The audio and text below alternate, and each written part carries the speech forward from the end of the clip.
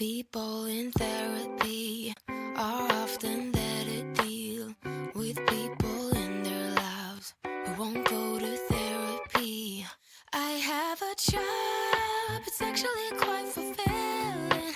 Though my hairline is thinning, I barely do anything else. I read self-help books, I do meditation, walks in the woods, a new destination. I sit with my feelings. Sometimes I'm even journaling. I got a full-time job, though no one pays me, and it's all thanks to you.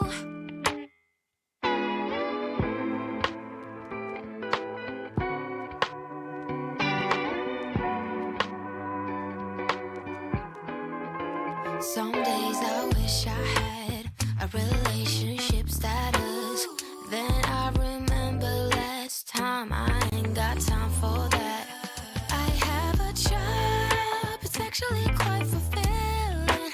Though my hairline is thinning, I barely do anything else. I read self-help books, I do meditation, walks in the woods, a new destination. I sit with my feelings.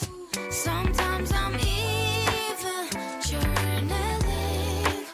I got a full-time job, though no one pays me, and it's all thanks to you.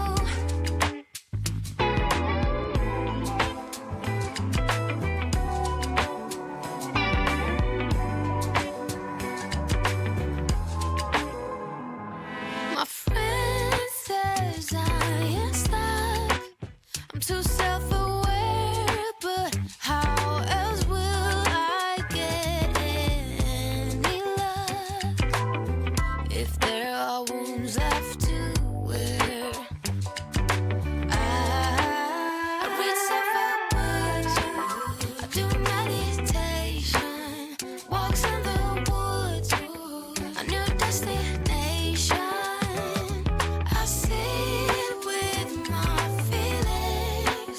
Sometimes I'm even journaling. I got a full-time job, though no one pays me, and it's all thanks to you.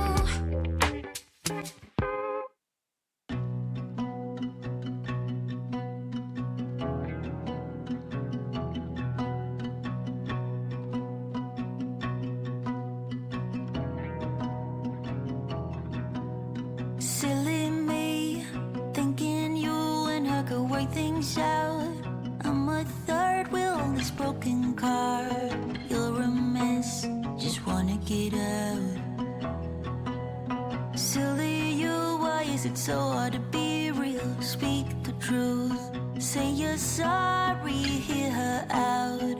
You're too proud, like a child. You think time will tell and sort things out, but you know well as I, you never will if you don't. You never will if you don't. Let it sink into your mind, to your heart and your bones. 'Cause I know deep down inside you already know.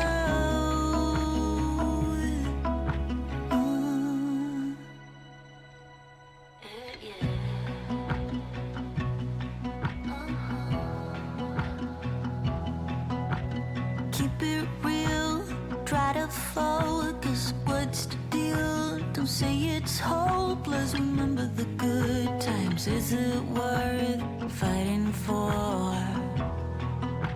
Silly you, why is it so hard to be real? Speak the truth. You say you're sorry, I don't know why. You're too proud to work it out. You think time will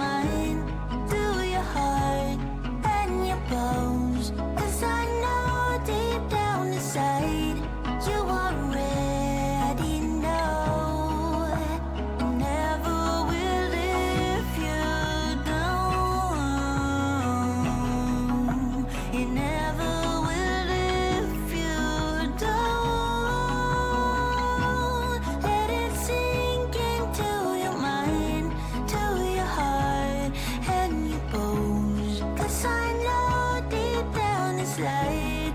You already know.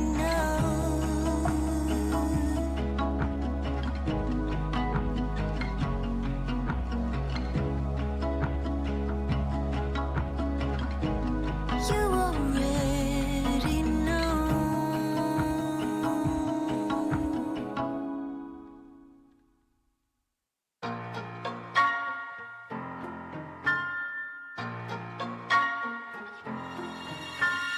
이런 적 없지 널 본 적이 없으니까 You keep me up every night 내 빛에 네같이 마침표 없는 dream I can't help falling in love Maybe I just wanna feel like you la la la la Next to me right here right now 밝아오는 아침이 약속할 만큼 난 너를 더 알고 싶어 I wanna dive into your arms Nowhere to hide Just like You're beautiful nightmare You're beautiful nightmare Beautiful nightmare And I want to stay there with you 돌이킬 수도 없을 만큼만 달콤한 고통은 더 손 내밀면 닿을 듯 한 줌의 신기루 눈물로 사라진다 I wanna dive into your arms Nowhere to hide Just like You're beautiful nightmare You're beautiful nightmare Beautiful nightmare And I want to stay there with you I want to dive into your arms I want to into your arms I wanna stay there with you Nightmare You're beautiful nightmare You're beautiful nightmare Beautiful nightmare And I want to stay there with you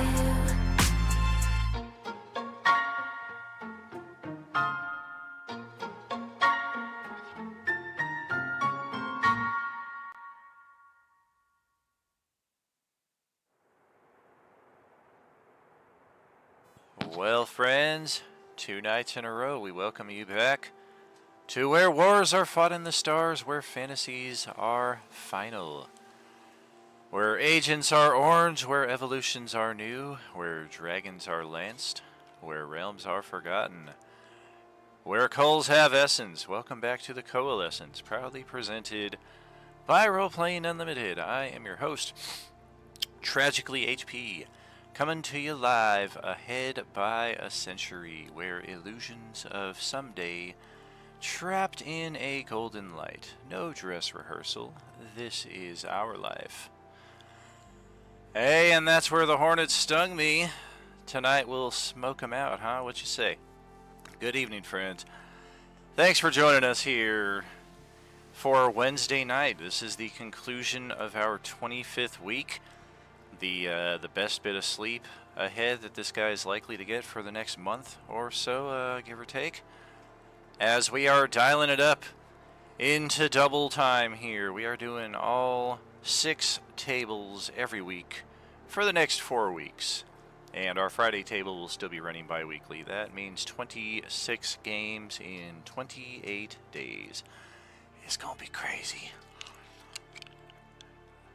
Send me your positive energy. I appreciate it.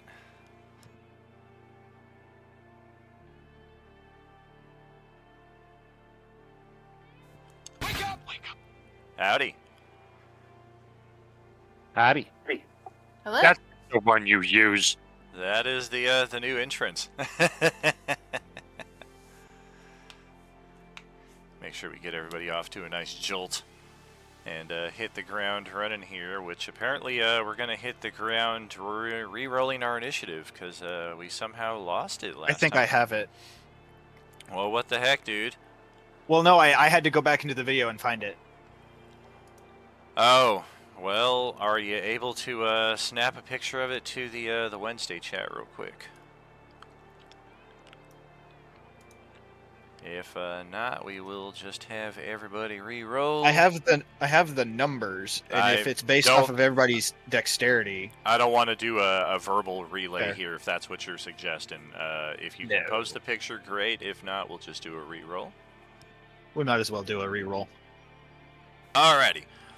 Well, let's get everybody into the field of play. Bum, bum, bum, bum, bum, bum, bum, bum, bum, bum, bum, bum, bum. Dunk. There we go. Yes, indeed. Look at that. This guy's dead. He is deceased. And then we got all this going on over here. We got a friendly Class A. Look at that. As we have decided, they've joined the youth program or the youth club. The youth group. Yes, indeed. So Or we can do it the my cousin Vinny way, the Utes.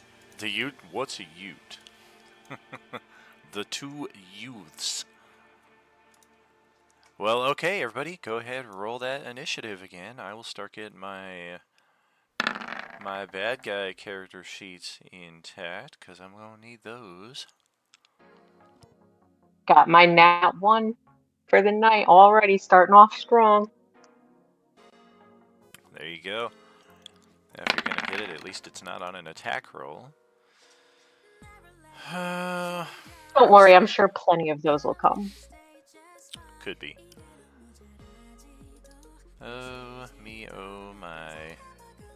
Been rethinking this whole FIA thing. It's a little late now, or is it? Maybe before it gets too late. I didn't say anything. Zombies, where are you? Orange Undead. That's what we call you. That's a nat 1 on my initiative. Yowie wowie. Quick question. Look at the dead guy goes before everybody. What is the question? Because I mid-fight respect, do I put my character at 86? Why? Did he get 86'd from the premises? Well, no, if I respect him, I don't want him to start at full health. He's no longer a cleric. Oh, I gotcha. Well, I would say the approximate percentage. Like, what is she at? She's roughly at about half her HP, so I would say put her at the same amount, half the HP. Duly noted. Okay, so that accounts for the 7 of you. Who did we... That's right, this table is the loners. You guys opted not to bring an NPC again. Is that correct? I guess this is our NPC. I'm pretty sure everyone chose someone, but I don't remember who it was because I'm too new to remember. Are we the ones who would have had Shrubby in this one? I don't remember. That's Tuesday. Oh, looks like, yeah, Wednesday has Bigby and Ayusikaj. I think we brought Bigby then. Yeah, because Okay. he was doing weird, like, little force effects. Well, then we're going to need Bigby. Boom, boom, boom. Alrighty. That accounts for... Somehow we lost an initiative. Was it because I removed Teska and then added her? Oh, nope, I'm still there. Okay. Is Moahula in the... You're here, but somehow your initiative went from a 9 to a 31, so I'm afraid I'm going to have to call bullshit.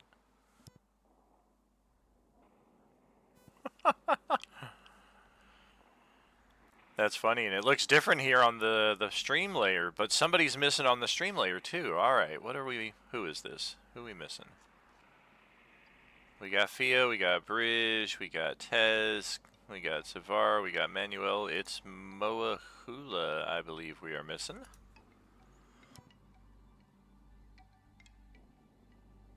And that tracks. I don't see that Gale has rolled initiative here yet. There it is. Okay, so that'll account for all of that. Let's change that back. Yeah, so the dead guy goes first, because that's just hilarious. Okay, then the dragon will roll its mighty initiative. Oh my!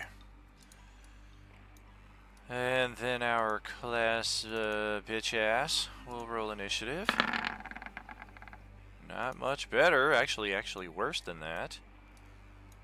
And then our Class A will roll initiative. Pretty decent. Alright, so that's all of them. Big B, let's get you. I think you removed me.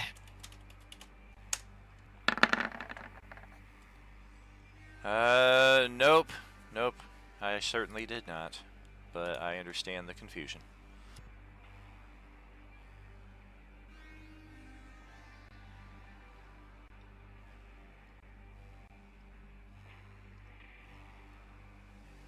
Okay. Is this your token? This is the one we're using? Yes. Alright, why is it not...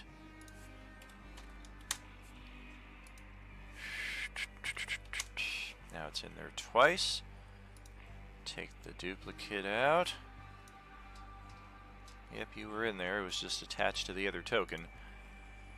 That is, something we will hopefully grow more accustomed to over the years, because usually it takes, thankfully we caught it pretty quickly, but sometimes we'll have an hour go by and somebody's like, oh, I noticed I'm not in the initiative anymore. It's, yeah, because you changed your token out an hour ago and didn't tell me, and when you change your token, it takes you out of the initiative. Womp womp.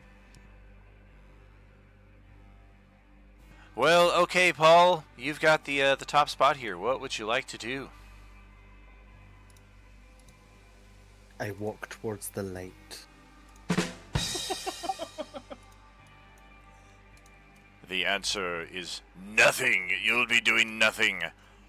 And then we're gonna legendary interrupt a few times here. Well, look at it, he is moving. All right, looks I'm like ascending. he has joined the Orange Undead. That is going to be one round off of the Revivify timer, so we'll start tracking that. And then we're going to interrupt. All creatures. Just a reminder of what my aura is. Am I of your choosing? You are not, Mother. sir.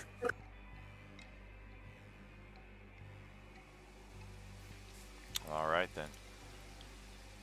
So Tezka did a wardrobe change, i.e. Final Fantasy X2, and has taken on a new kit of abilities entirely. Otherwise, Zavara has certainly been run through the frickin' ringer here, and Manuel is chilling in the back at full health.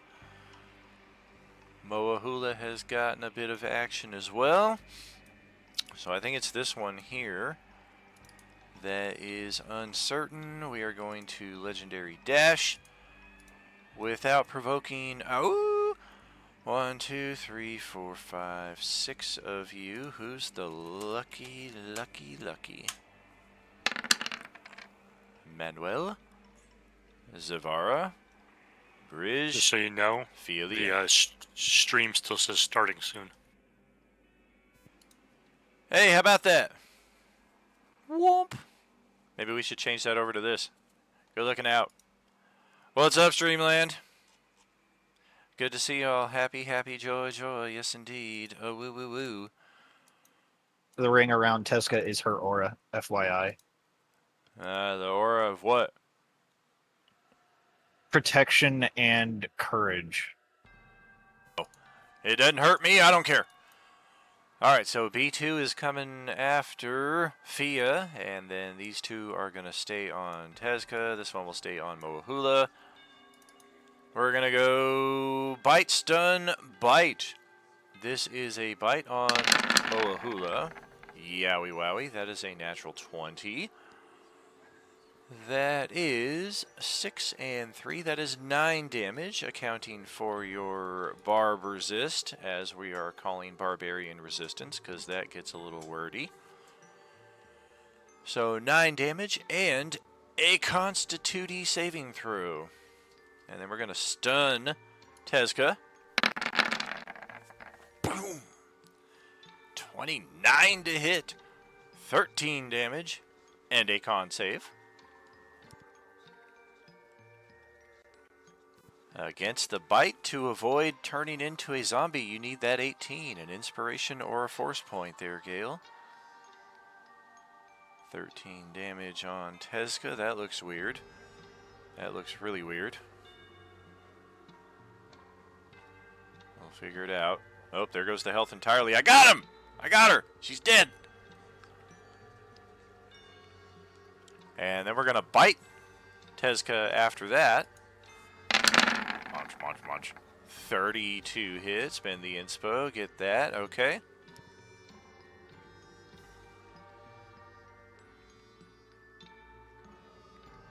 That's another 8 damage on Tezca and a second con save. We need 2 con saves. One against stun. That is good. A second one against infection. That is also good. The downside of the infection is even when you make the save, you are exhaustified. And same thing with Moahula. Made the save, but the silver lining is you're not dead, you're only tired.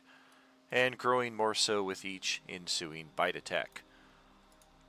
That will account for one of their 3. Yep, you're already at level 3.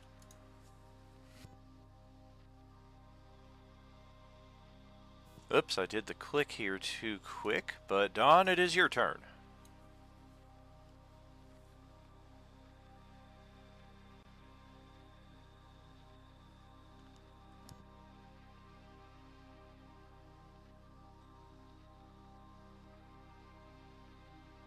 Sorry, we were having some audio issues with Gale's stuff, and I was trying to fix it.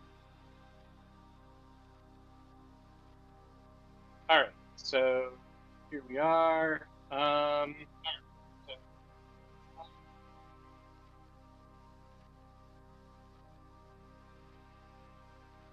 going to move away from the dragon. Staying within this range.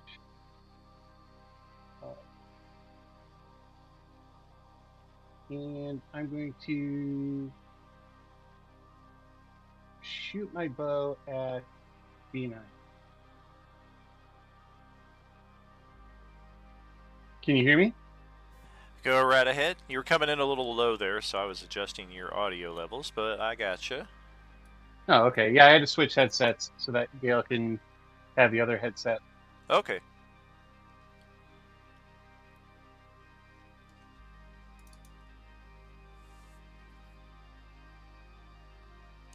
Please don't disturb my friend. He's dead tired. Oh, well, looky. 18 is my AC, so that is a hit. And 5 undead damage. What kind of damage is that? Well, it's versus undead. Alright. So basically, I know what it will affect. Sure. But it's going to say the same damage. Yeah. I got it. All right. Second shot. Gotcha. Okay. Ouch. 42.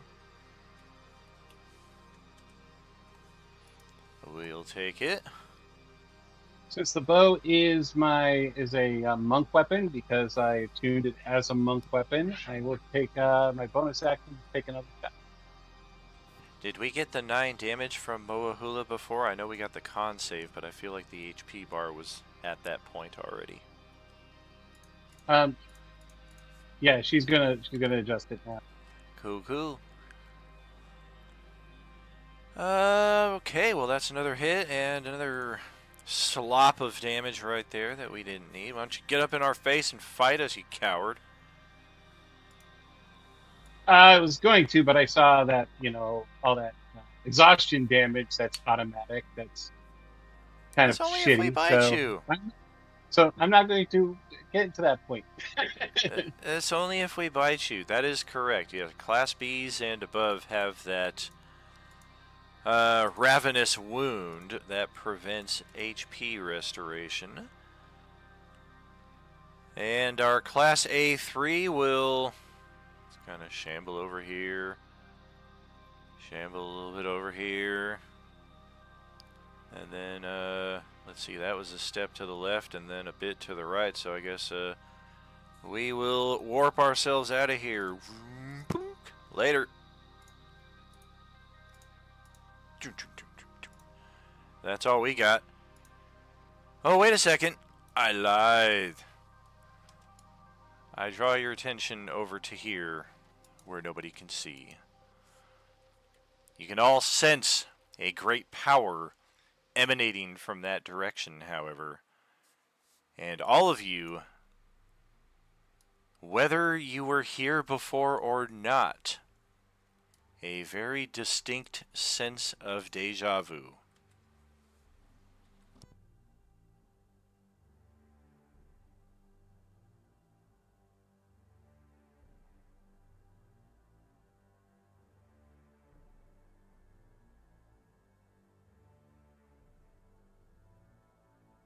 Dun dun.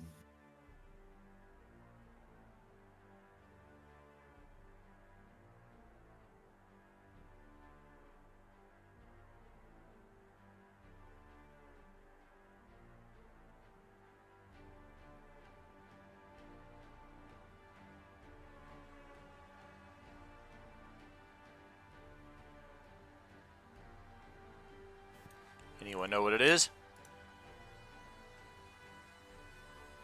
A shitload of B2s of B-class zombies. I can't see. That is correct, but I meant the final piece of the puzzle here that is about to be revealed. Without further ado, welcome back, Elsewhere Lantirthi. Ooh. This is identical to what happened on this map last time when we were here in the alternate parallel timeline and our group was fighting this exact same battle in that sector. Lantirthi arrived via portal and she was being pursued by a mess of upper class zombies right here, and we are repeating the process, and somehow Lantirthi returned. Dun, dun, dun.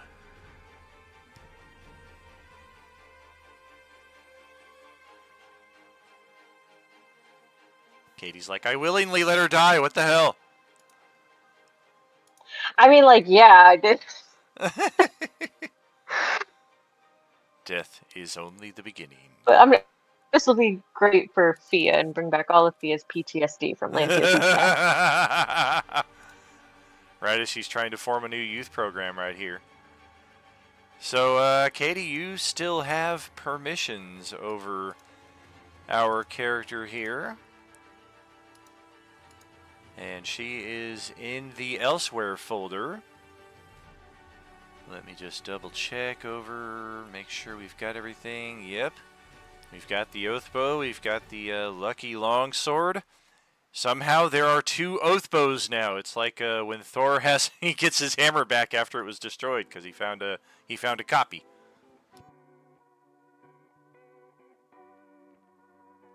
Dibs. So let's have Lantirthi roll initiative and get in on the action here. Beautiful. Wow, look at that. She's going to end up going very quickly here. Actually, looks like you tied with Moahula. So You guys can choose dice off or what have you to decide who goes first out of the two of you.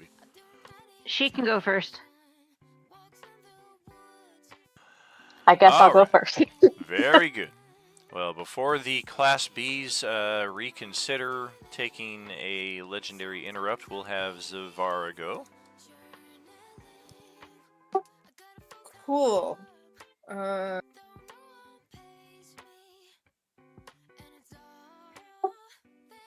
have no idea what's going on. I do not like where I am.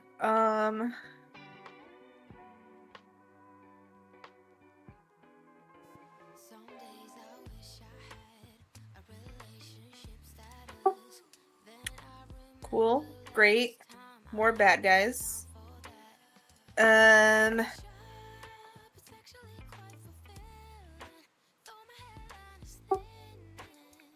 Alright, well. Changes things. I can't help you. I don't have anything to help you with. I am going to bonus action a healing potion.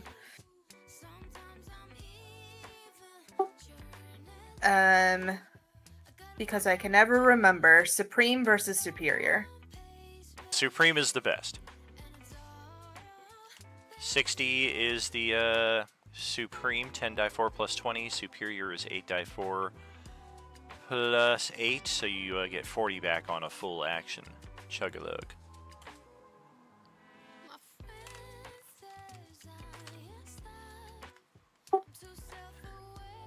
Okay, well then I will actually... Can I action a potion and then use a sorcery point to quicken a spell and cast Fireball as my bonus? I think it works that way. I don't think it's like action surge where you have to like cast a spell and then you can cast a second one. That's the only thing I can think of. Okay, so you said Supreme is 60 total? 60. Woo woo woody woo. I will add that in a second after I fire my Fireball. DJ is asking the corpse to move closer. In case you didn't know, in Daniel's game on Wednesday, I play a necromancer. Oh! It's not letting me put it where I want it. Hold on. Okay. Oh, hey now. There we go. There we go. Oh. Well, that's cruel and unusual.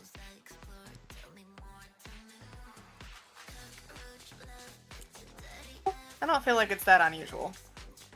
It's just cruel. 3, 6, 9. No, just 6.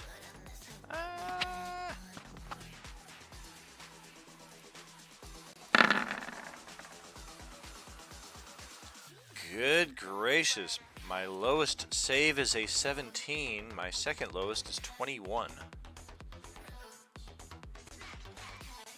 I didn't roll for the Class A yet, but we got a much better bonus. Oh yeah, we have 30.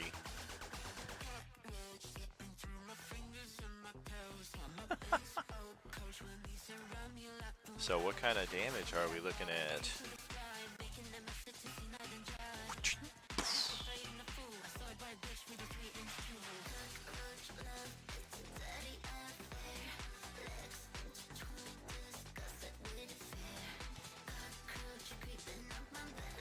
Having trouble with it rolling. Womp womp.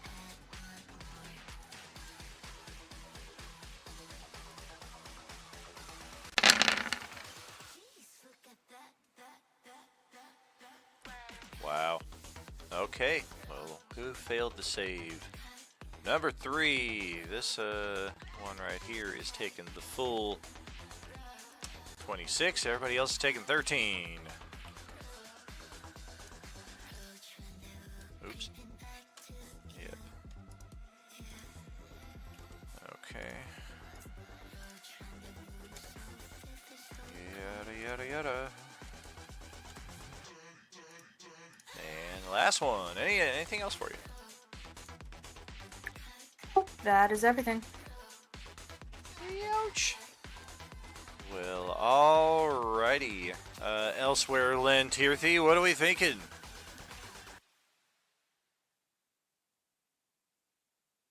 Well, we see big weird flying things, so we are going to shoot big weird flying thing. Hey, I'm just chilling in the tall grass here, rolling on my back like a dog trying to get that itch on the spine. Okay, but also like don't tell me that because that will make me. I don't think you understand.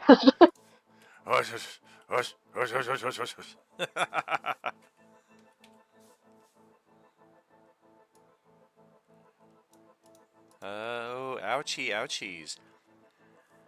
Well, our AC is a mighty 23 with the Ghost Dragon, so you got potential, but not as we're seeing it.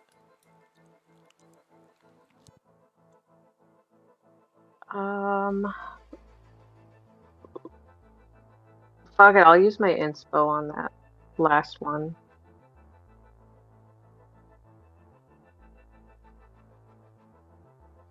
$15 can fly off to the broadside.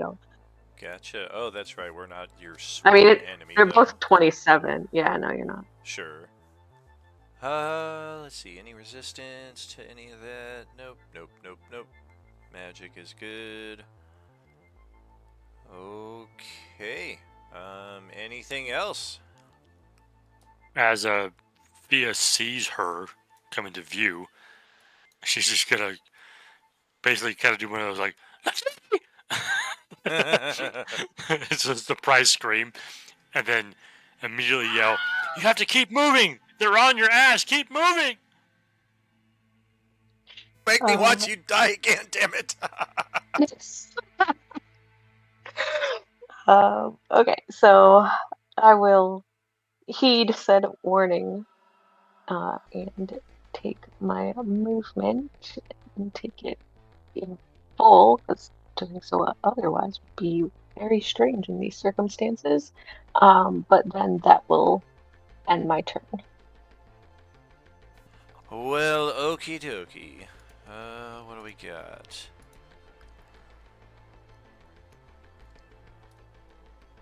Gale, over to your turn.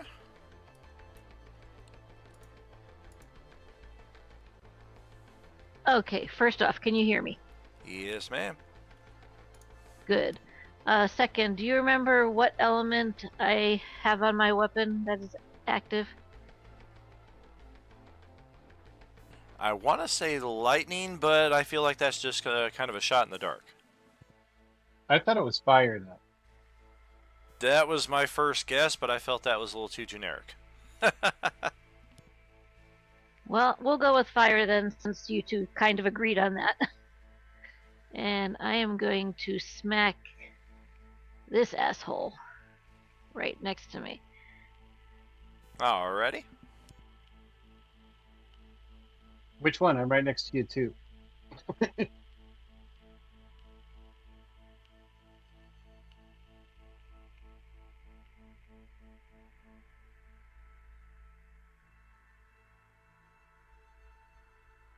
18 is our AC as a Class B. Need a little help on that die if we want to make it connect. Force point. Okay. 2 die 8, and you're looking for a 3 or better on one of those.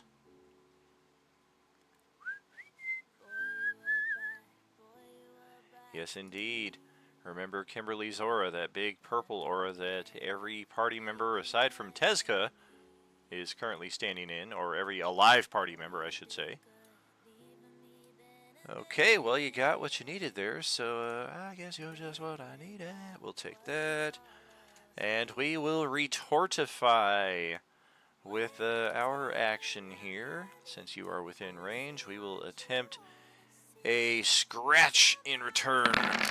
Ouch, that's a natural 20, but that is about as horrible damage as you will find from a Class B. Accounting for your Barber Zest, that is a mighty 5 points of damage on a natural 20. Okay. Oh, and I also regenerate 6, so. Oh, you have the Ravenous Wound currently from the zombie, which is preventing HP restoration until the Oh, start okay. of the Class B's next turn. Do I still get my second attack? Yes, you do.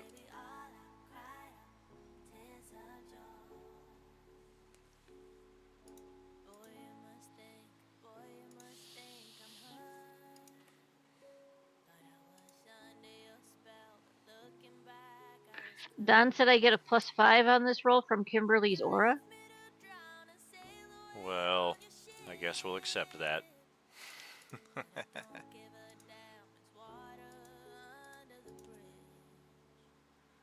That is how we do it. You gotta call it before the roll. Oh dear! Why didn't you go for the advantage? I know. My bad. I told her for the +5. What the heck, Don? Well, that'll certainly hit, and that's a fair chunk of damage. 19. You know what? I'm going to give her my inspiration. Okay. 36 like a knight in shining armor. See if she gets the crit. Will. Ow! Oh shit! I just exhausted all my hit points. Okay, so let's go back to that. And then that. There we go. We're gonna have to retort again, because we got the reactions for it. Don't forget that How 5... retorted is he? I'm sorry, what? How retorted is he? Very. We're gonna pummel with our second responsive attack here. That is a 28 to hit Moahula for another 8, so 13 damage dealt to you just in your attacks on us.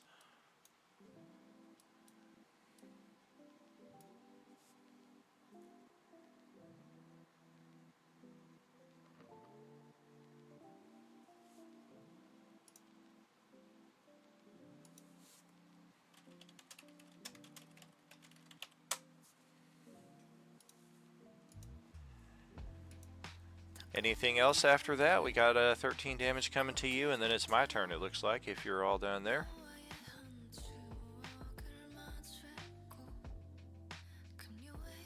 Yeah, I'm going to use mobility and move back a little bit in Okay. just a second. That is fine. Our dragon is up next. We're going to check on that breath weapon rechargeable. Come on, big money, big money, big money. That's half money. We will not be recharging that. Okay. And that ends my turn. Sounds good.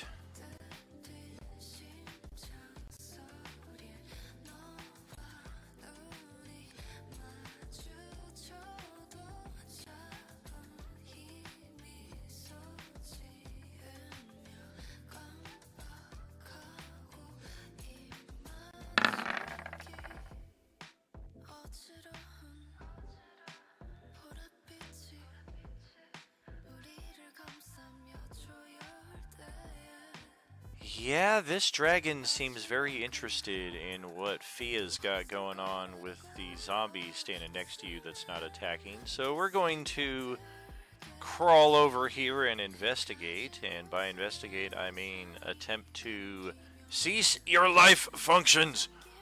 A bite and double claw. I don't believe that's the proper method of investigation. You have to go back to school, sir. Right now, go away.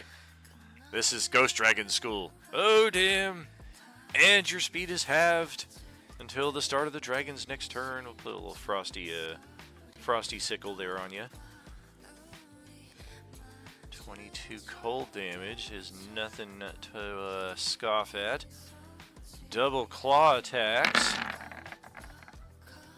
Good golly, 27 more damage. Necrotic. You gotta love how you have the boon that, you know, halves all regular damage and nothing regular ever attacks you. Yeah, except those, that Nightcrawler, or I'm sorry, the Nightcrawler. The, Nightflower Class B right there, as it looks like, or the Orange Class B2 is dealing regular damage.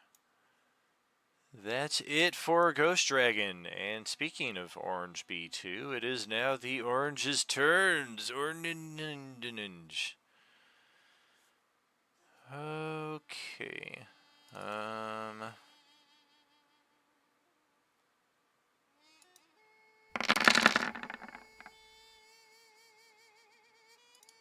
Yeah, that is a 32 and a 30 to hit for 32 points of magical damage. And after Fealien gets walloped by the dragon, her Class A buddy here takes 2 attacks, a scratch and a weapon strike on the Ghost Dragon and deals 32 points of damage.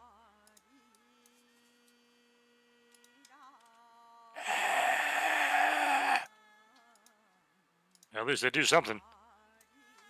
It did something there, all right. Well, let's see what our BBB's got going on here. Let's see, Moa Hula ran away from us. The other 3 are following at a slower distance, but they are in the background.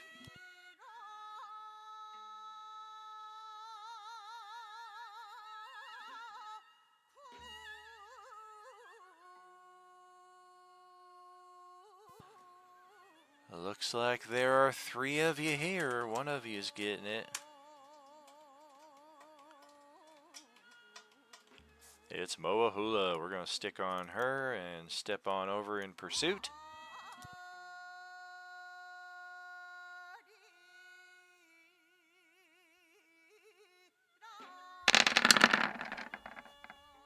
That is a bite, a pummel, and a weapon strike. All 3 will hit on Moa Hula for 7, 8.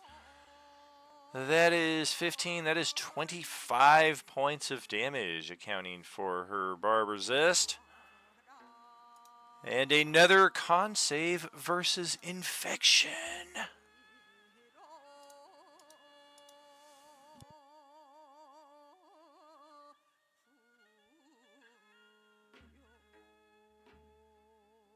You are not infected, you are exhausted level 2, which is disadvantage on weapon attacks. That is a bad thing for a barbarian.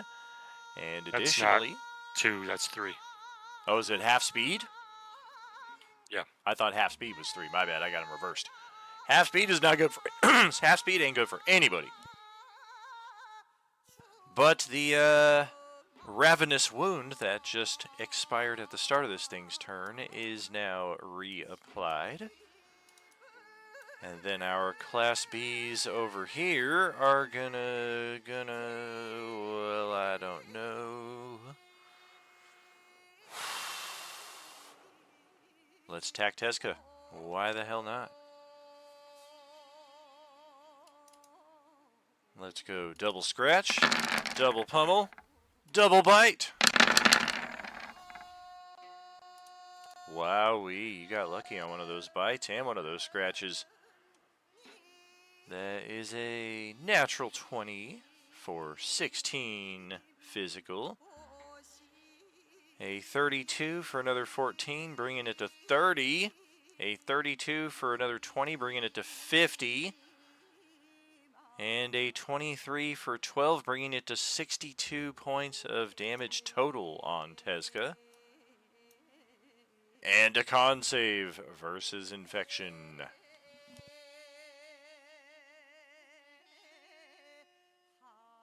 I don't like that. It was unpleasant. Well, at least you made the con save, but you are also now at level 2 exhaustification. And this is not looking good. We've got Class B2 over here.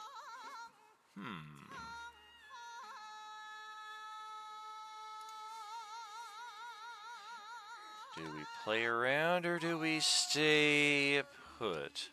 50-50. Get off your seat and jump around. Alright, well, I think it's one of the 3 of you.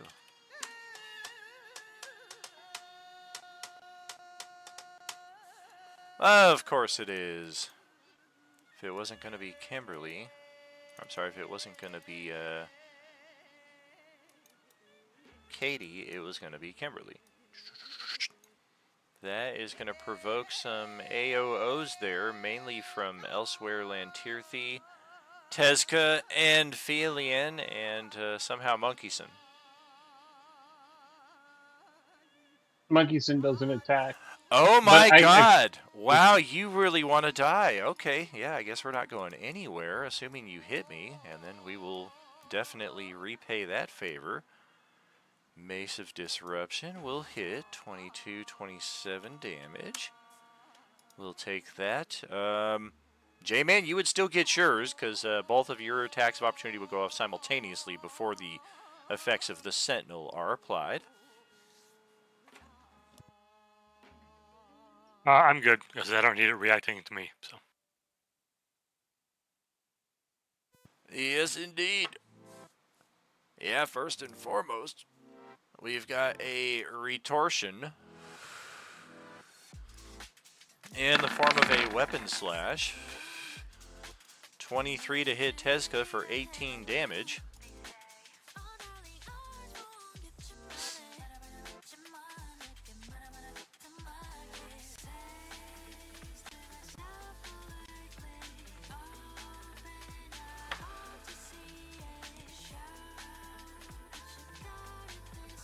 Oh me, oh my. And then let's go scratch attack, try and bring Tezca down. That's actually a miss. Our third and final attack, we will lean in for that bite. And miss again! Tezca survives with 3 hit points. But you are ravenously wounded at level 2 exhaustion. You cannot recover any HP. And traditional escape will be untenable at best. Let's reset their legendaries. Got it, got it, got it. Okay, and now for all of this going on over here. This is where it really gets fun. Hold on. Check your stream real quick.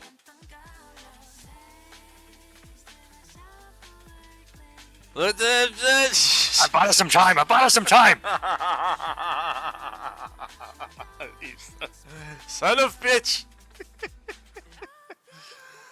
Oh, dude, I was laughing about that while I was driving around in my truck today at work. I was just like, man, that motherfucker. Alright, so our portal over here is going to flash and spark once again. And just like it did last time, we are going to... What the f...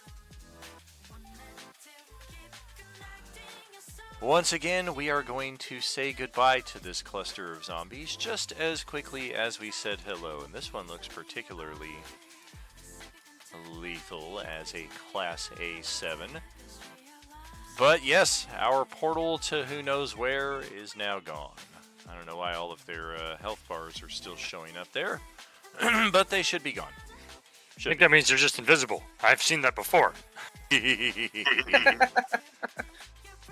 wait, they got larger or there's twice as many of them? Okay, there go the Class Bs. Tezca somehow gets a turn against all odds. So, a couple things. So, the boon of recovery, does that not take place because of the ravenous wounds? The boon of recovery. Post it up.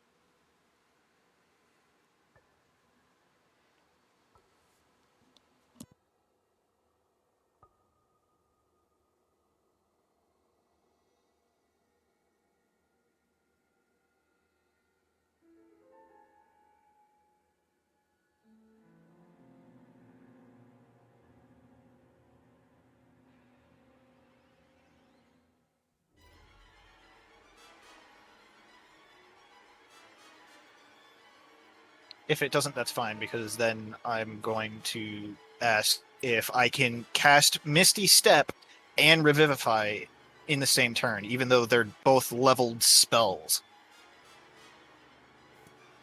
Unless you have a way around that. That is one of the primary differences between mine and J-Man's game, is I play rules as written on that, whereas he plays burn your spell slots if you want, sucker. Let's see. I would say In this case, no, it would not apply because the specific verbiage in both of these say regaining hit points. Yours allows you to regain hit points, and the Ravenous Wound specifically says you are prevented from regaining hit points. So on top of the casting a spell, so teleport is a superpower. Am I still able to do that? Teleport is a superpower? Do you mean the Unlimited Misty Step? Correct. Correct. Yeah, that is not casting a spell, so that does not fall under the normal spell casting rules. Okay then. Then I'm just gonna Misty Step towards the random rotting corpse. This one over here? That's a strange thing to do. Towards the right. Oh, okay. That could be anybody. And then I will move 5 feet and then cast Revivify. It has a 1 hour casting time. What? I was waiting for somebody to be like, wait a minute. It has a 1 minute limit, but a 1 hour casting time? How does this make sense? I just trimmed the roses. How dare you do this to me? Alrighty, so let's get rid of the Revivify timer. Let's get rid of the exhaustion penalties. And let's restore you with 1 HP. You are prone, but otherwise, you are alive and well. But very badly burned. That's pretty much all I can do, my guy. Look at you guys with 4 HP between the two of you. Random guy. I don't know why it won't let me give you that 1 hit point, but I've tried 4 times now. Maybe you can give yourself that 1 hit point. I'm trying to reset. It's not working for me. Alright, if that is Tezca, then Big B is taking a turn. Oh my, what do we do here? A wide open field like this is not really our forte.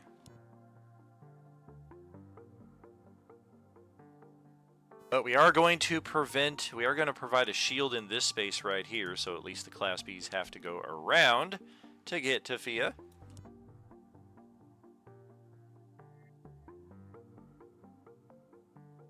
And after Big B goes, we're going to legendary actions here. Invisibility does take an action.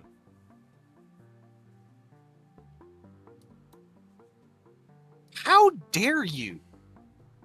That's my line. You fell I for just rezzed you. How dare you? I don't know you, sucker. Try and res yourself, bitch. All about getting that XP. Okay, Class B2 right here. We are going to stay on Felian. We are going to go for a Bite Legendary. That is a 28 to hit for 5 piercing on you because you resist it. And then a con save. Boom, boom. Man, what is going on here? My freaking keyboard all of a sudden is just like, no, I don't want to work. There it is. Good God. 18 is your DC on that. I'm sorry I moved away.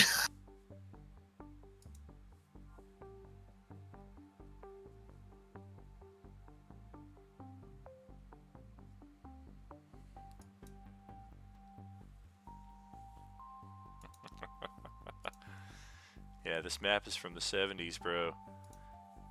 Everything's untrimmed. Oh, gosh. Man, are you kidding me? No frickin' way. Oh! Can I give inspo? He already spent inspo. Oh, he's got a lucky. He's got a lucky.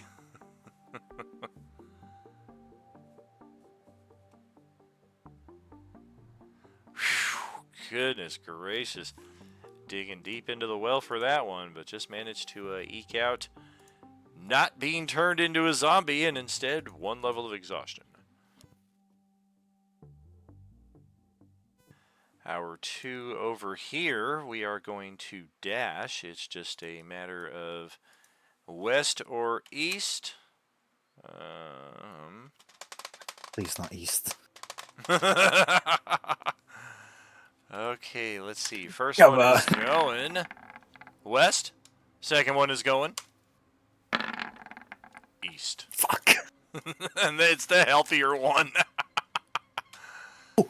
Oh. 2, 3. Okay, 1, 2, 3. Oh, who do we like over here?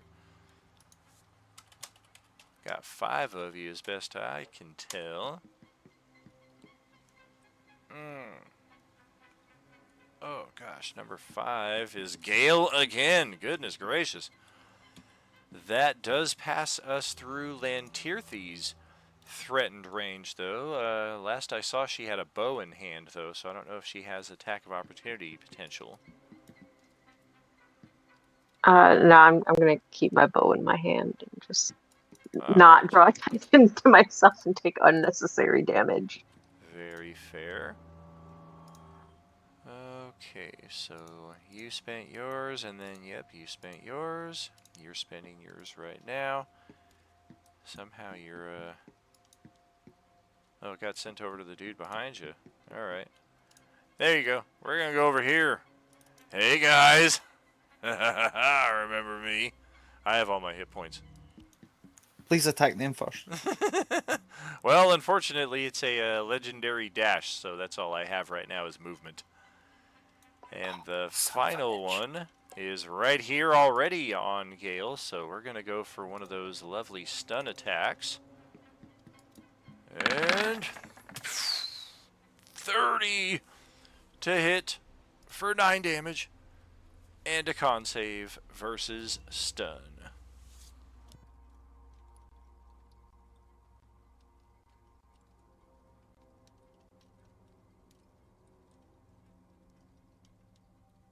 Made the con save. Unfortunately, or nope, yep, that was not against a bite. So yeah, you don't suffer another level of exhaustion. You are just not stunned. 9 damage, and then we pass it over to Brigilia. Your turn. You think your stealth is still intact? Nobody's came for you so far. Working out real hot. Okay, so I am still in Zavara's aura, so I will take her thingy for the +5 and shoot at Flyy McFlyerson up there.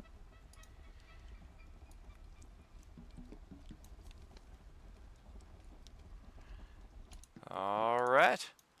It is a big dragon, but it still has yet to really take flight. Like, it's kind of hopped a little bit here and there, but mostly it's stayed on the ground. 23 is its AC. We're falling a little short there on the first one. You got your weekly force point. Do I get the... Is this what the... No, the +5 from Zavara's aura? You do need... We do want you to get into the habit of declaring that before the dice, but that is something that you would... Oh, I thought I did. I thought I said Yeah. I... She did. Oh, she said she wanted the +5? Yep. Okay, well, we will definitely count that on the first attack then. And second attack is still falling a little shy if we want to do anything about that. It's only 6 damage though. Yeah, the second attack can stay a miss. I'm not worried about that. Very fair. And then I will use my bonus action to re-up my hide stealth, so hopefully I can remain not taking damage.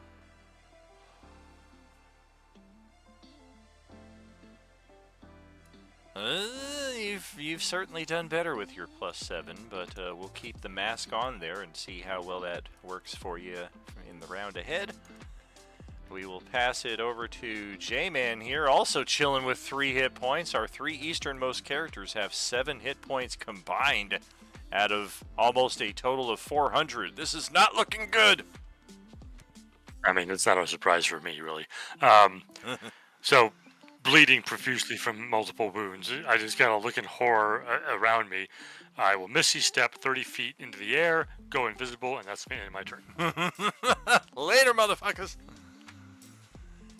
Do you have teleport, or did you? Are you casting Misty Step?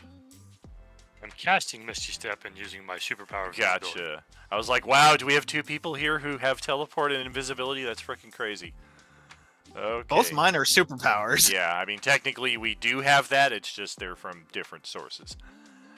Okay, let's check over with Random Dude. Random guy is going to bonus action drink a potion first of all. FYI, you cannot heal me. He already established that he's going to attack you. What the Ignore the first number. Oh man, this thing's got some kick. Bonus action, get some health back. And I'm just going to come around here and attack.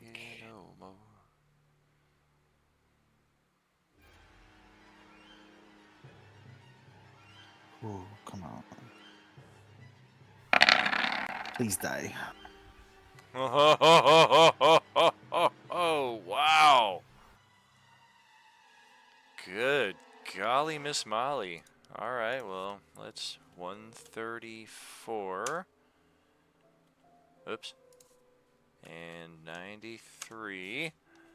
And I will definitely respond after that, because, ow! Probably be our one and only response here, so let's make it count. And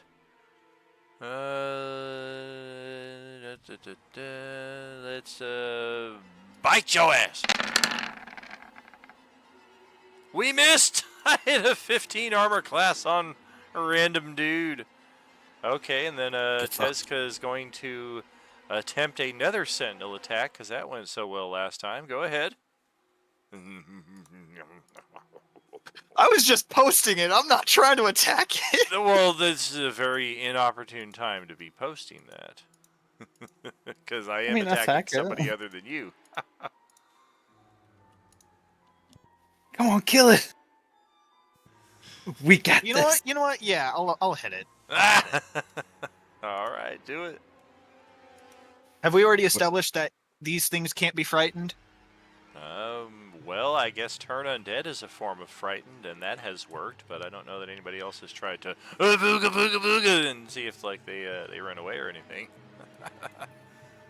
Wait, don't class Bs have multiple reactions? Yes, they does. That's why I just increased the orange from 1 to 2. Because assuming I survive this, that is 22. What is that random 7 2 dice 6 damage there? That I believe is part of the Divine Smite. Well, the Divine Smite. No, that's the mace's. The mace does that to undead and fiends. Thank you. Oh. 29 damage. Okay, I am surviving this. And we're going to try to put you down again here with a back kick. That's a 32 to hit on Tezka for 15 bludgeoning, so I believe we just knocked you out. And I'm going to use the orange concentrate, the Sentinel feat, to attack it. I am going to, before you do that, trigger my automatic free attack on a downed opponent to attempt to bite and infect them. So with the Mace of Disruption, they have to roll a Wisdom save, I believe, as well. Oh, we got a few things happening here. Let's pause. Getting a little excited. I want to. Mace of Chompy Chomp. No, that's the wrong mace. Okay. Yeah. If the target has 25 hit points or fewer after taking this damage, they must succeed on a wisdom save. Hey, good luck. I had 50 hit points, and you did 29 to me, so that does leave me under 25. Oh, here we go. Or be destroyed. On a successful save, it is frightened of you. So Yep. let's check on that. Wisdom save. 19 and 19. So we will not be destroyed. We will be furred of you and you alone. There's our furred icon. And then going to the retort attack, that means actually I hit an 18 instead of a 32, so I missed you and did not drop you down to death save. Yes. And then, let's see, since I attacked you, now Paul gets his orange undead sentinel attack. And, oh god! Melt! There goes a zombie head Yes! sailing off into the distance. Yes. And that's how you combo. That was fucking brilliant. I am so glad I researched stuff. With the nat 20, allow me the 5 feet movement to high five Tesco. I will participate in the high five being still alive. That's fantastic. You Does love that- to see it. That doesn't drop the wounds, does it, on my character? It does not until their turn, and I believe they injured you on... Well, let's see. When did they last go? This is all on random guy's turn. Correct. Actually, yeah, I think you are good to go on that account. I think they did not attack you on their turn. Sweet.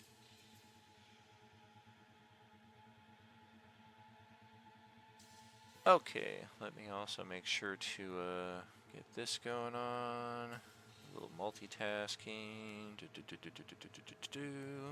Oh, Butamus. Okay, so any other movement for Paul, or we pass it over to the next turn? Oh no, that'll be me, sorry. Okay, let's see what Dawn has. Okay, so let's see. What I'm going to do is my bonus action. I'm going to infuse my strikes with thunder.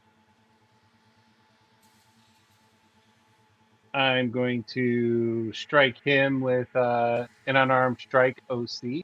Okay. Are you moving into flank position before? No, because I had a plan. So Oh, okay. Well, my AC is 18. I guess a force point will make that difference, of course. of course, first point. All right. Say goodbye to B14. Okay, now I'm going to move into a flank over here. And I'm going to strike him, B9. Oh, you're not centered in the square enough to get the flank there.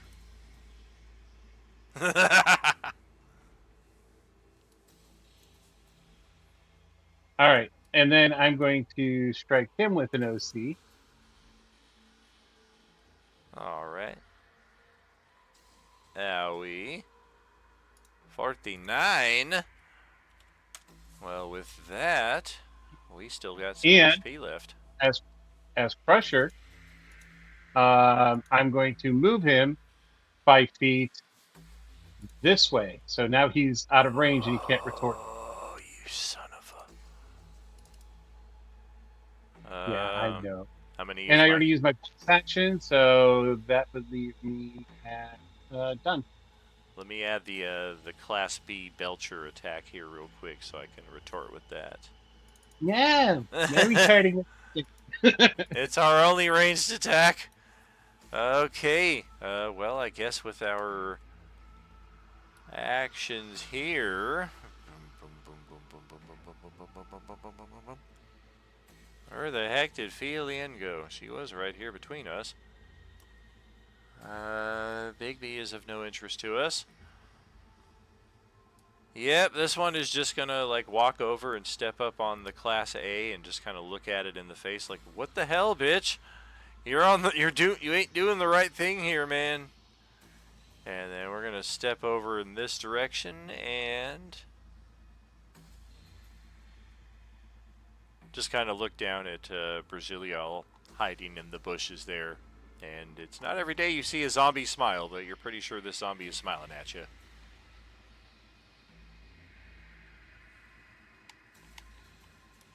And then B9, since we got pushed over here next to Gale, we'll take another attack on her. We're going to go for another of those lovely bite attacks. Alternate. Oh dear, natural 20! Oh, What 6. the hell? Yep. Yeah, these things got advantage on attacks against the living. That's the second natural 20 I rolled on you with advantage. No, that's a third. Oh, is it the third? Holy moly! That is 11 damage. And another Constitution save.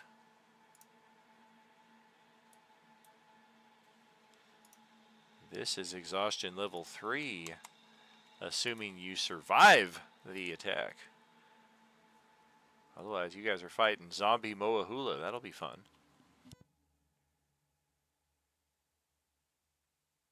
Uh-oh. Can she get advantage from the aura? That is, has she already used it on her turn? Yeah, she did. She used my aura this round. Oh, okay, yeah. Yeah, it is a one effect per character per round kind of thing, but it's not necessarily reset at the top of the round. It's as the character's turns come up.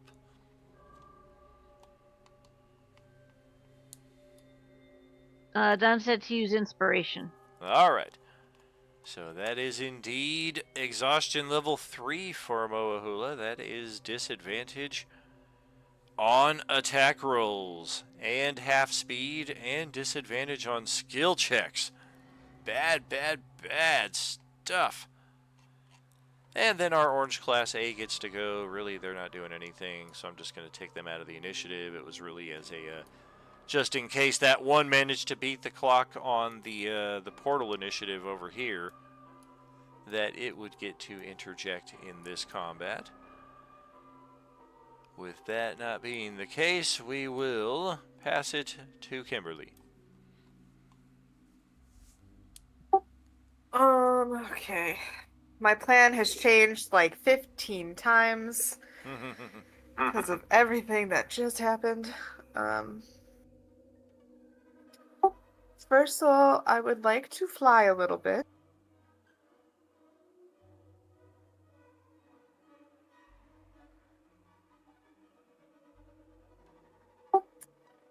And I'm going to cast a spell that I don't believe I've ever cast before. Oh.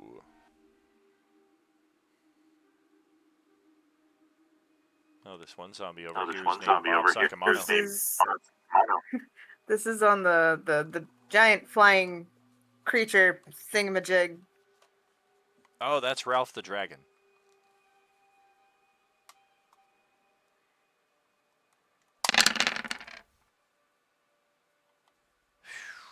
Psychic, huh?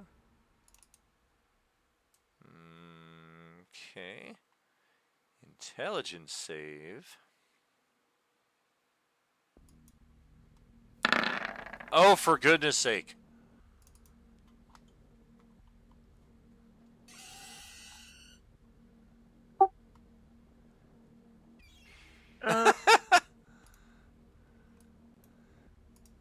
All right. I have something I can use. I just don't know if this is important enough to use it on. Oh. That is 10 damage. All dragons are worth it.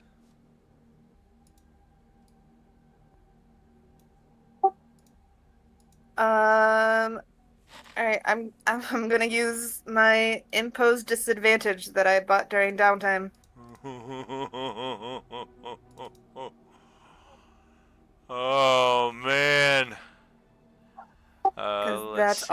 also, I believe, incapacitates it until my next turn. Yes.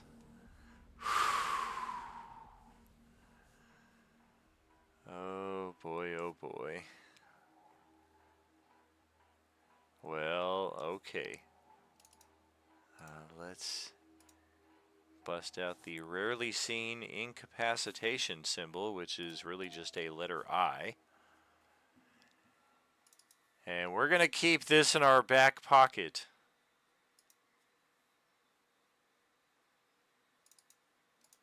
For the time being. Redemption of the Dad V on the GM. Got it, got it. All right, anything else?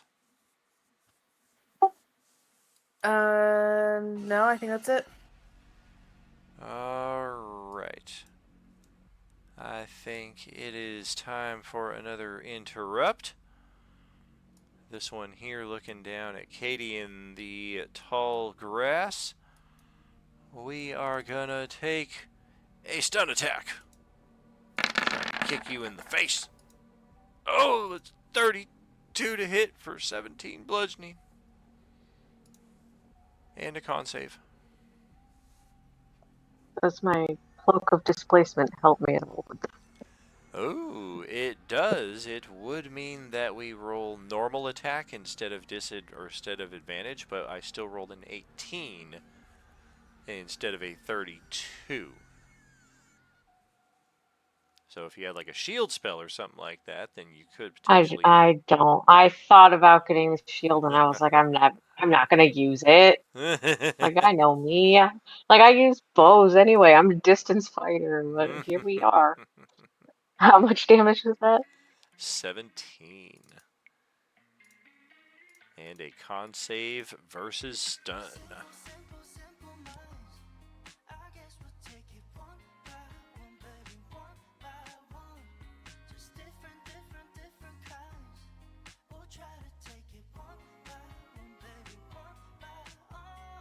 Well, shoot. 16 is the mark for that one, and I think you've spent your force point and inspiration for tonight. I've only spent my inspo. Is that I right? haven't spent my force point. Yeah. A force point. You have a 2 dice 6. Take the better of the 2, and you need a 2 or better.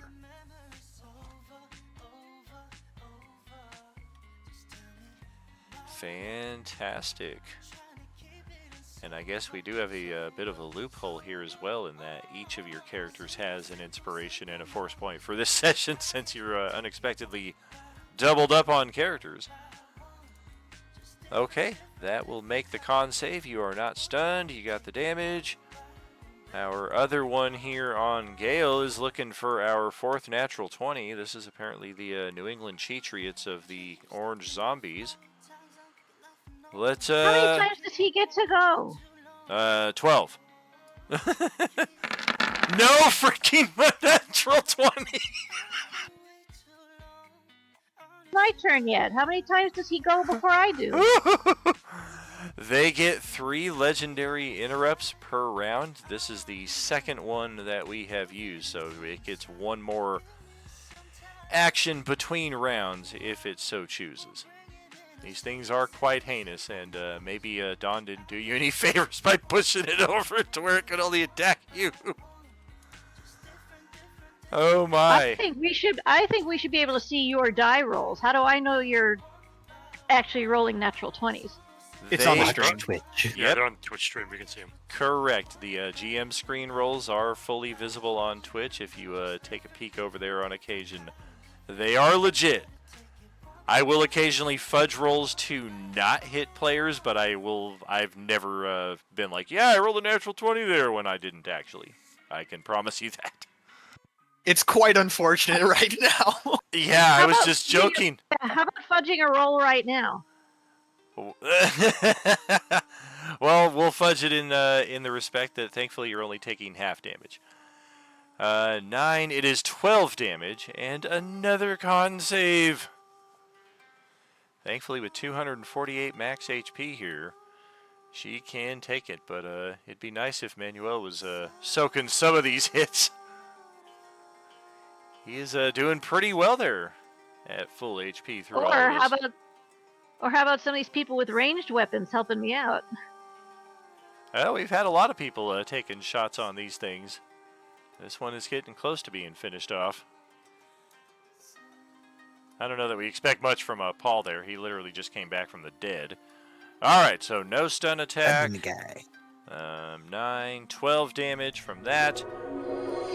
And then we pass it over to Elsewhere Lantirthi's turn. We got a 14-month sub from Kimberly here. Thank you so much, my friend. Are you with us? Okie doke. So I think we're gonna go after.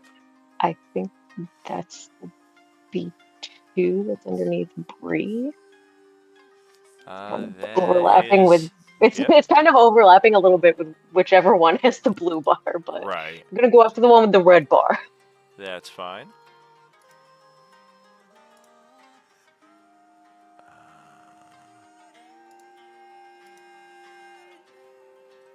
Those are both good. Give me just a second here. Bounce in between, bounce in between.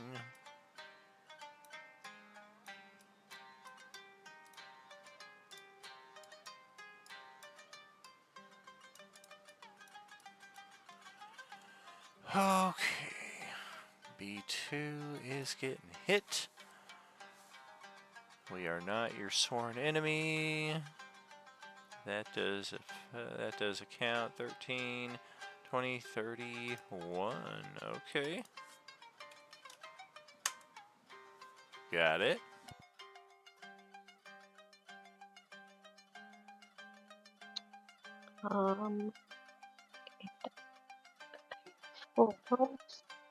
Stay here.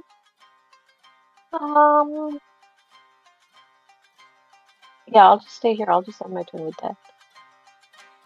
Okay. At long last, it is Gale's turn. Finally.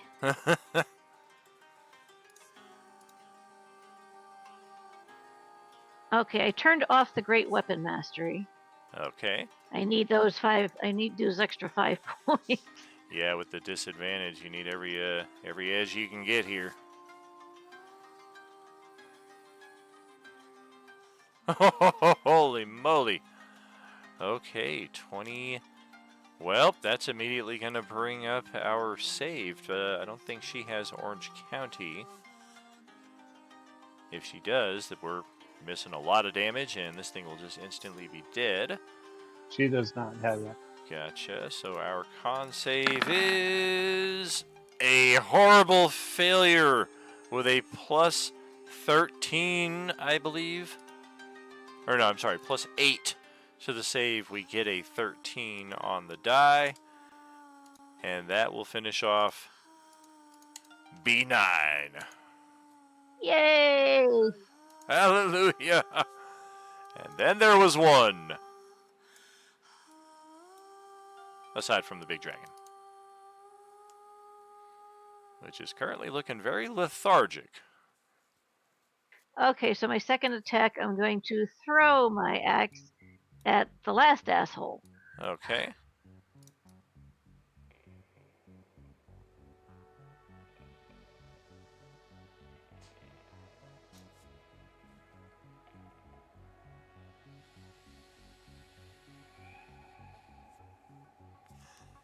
That will hit. 26, okay. Ow.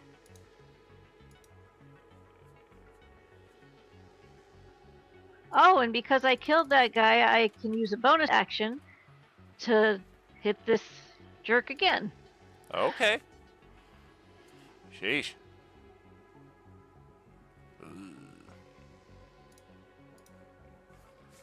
Even with disadvantage, hit, hit, hit. Okay. 17 more. And that ends my turn. Well, alright, the Ghost Dragon is incapacitated. No actions, no reactions. So that includes bonus actions, movement, all that stuff as far as I know. So we're just going to sit right there. The bee zombie, the only one left. I guess it is time to go to town. Alrighty, who do we like? Oh, J-Man is way out of range. I think we're just going to ping pong right here from Brazilial to Lantirthi to... Oh wait, Zavara's out of range as well. I guess we'll ping pong on down there to Manuel, finally throw an attack in his direction. We're going to go scratch, bite, pummel right down the line. 24 to hit Brazilial for 11. A 17 to hit Lantirthi for 17. And a 20 to hit Manuel. That will reset our legendaries, our reactions. And then a con save from Lantirthi after you get both sets of damage there.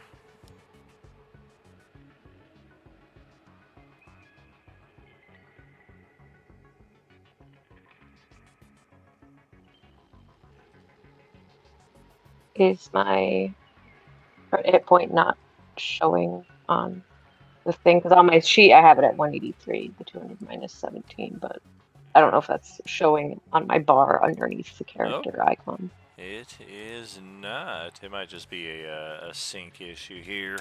I can take care of that.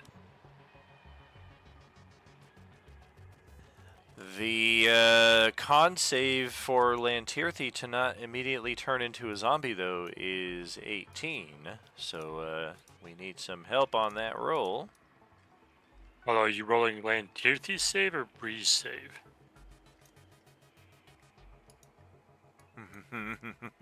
Oh shit. This is why you can't give me more than one character speak.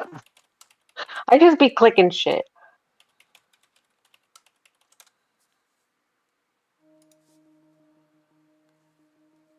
That is correct. No wounds on anybody now at this point, aside from Brazilial and Lantirthi, I who just mean, got smacked. Lantirthi has the same con modifier. If you really want me to reroll it, I can, but I mean... No, if it's the same, we'll keep And the me. die roll here. Yeah, it's still a 3. I'll spend an inspo. Alright, re-roll that then. Take the best of 4. Knowing Katie, she's got double natural ones incoming, though. Oh dear! I mean, pretty close. So with inspiration, we're sitting at a 15. We're looking for an 18. I'll spend force points.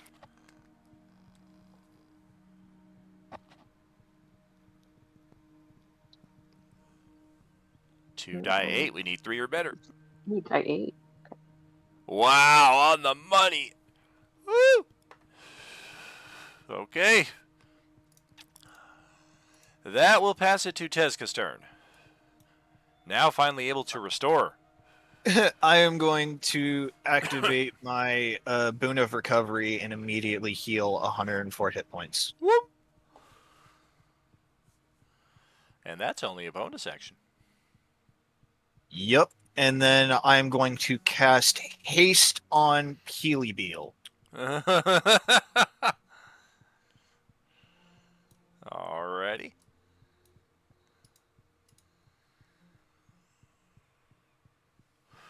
And then Nice. no, I can't do lay on hands. I guess that's all I'm able to do then. Well, fantastic. I think yeah,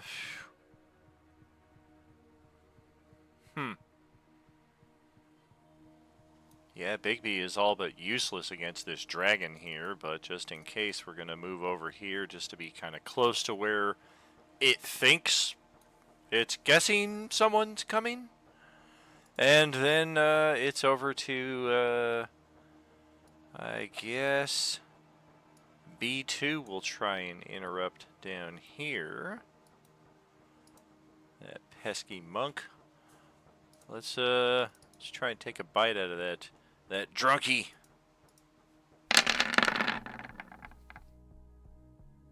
Owie wowie, a 30 to hit for 10 damage. And a con save.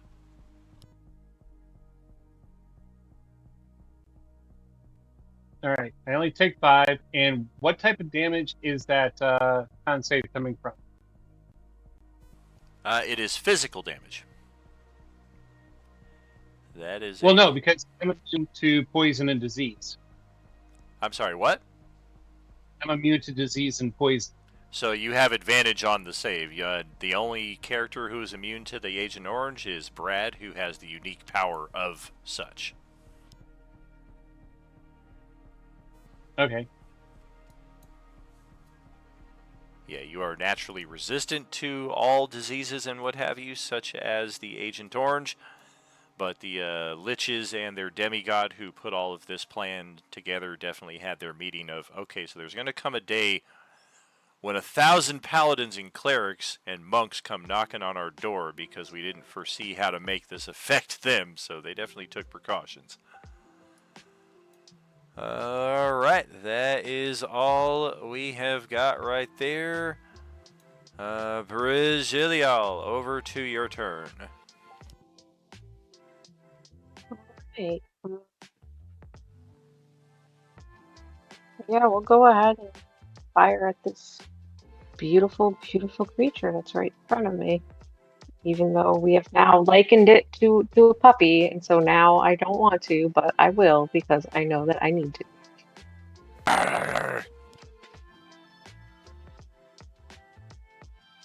Holy moly, look at her go! 28, 36, 40, 49 points of damage, plus the carved bonus. 49, 52, 53 damage, plus favored foe. Owie, owie, owie. That certainly hurts. And then I will bonus action reroll my hide stealth. Okay. Yeah, the little guy. It's definitely an undead dragon. Okay. J-Man, over to your turn. Now recovered from the ravenous wounds.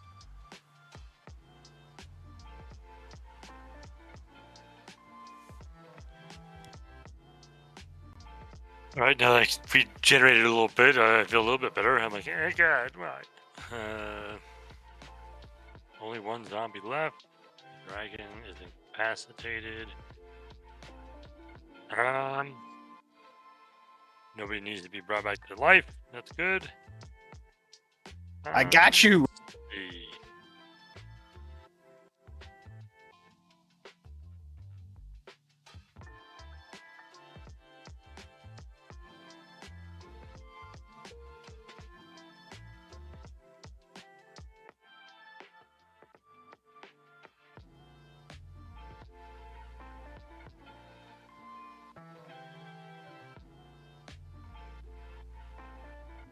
I'm just gonna drink a potion and stay up here invisibly.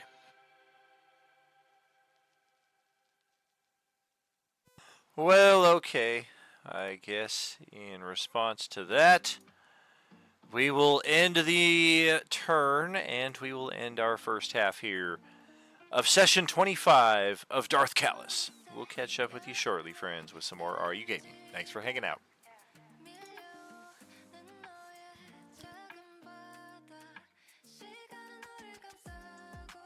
Let's fucking go.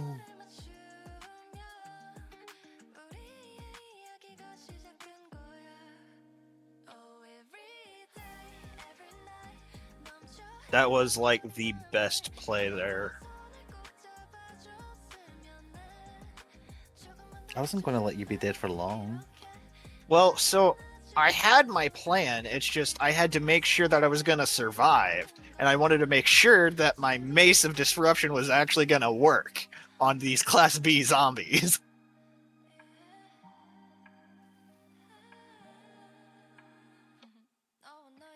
As soon as I remembered they have more than one reaction, I was like, yes, please attack them.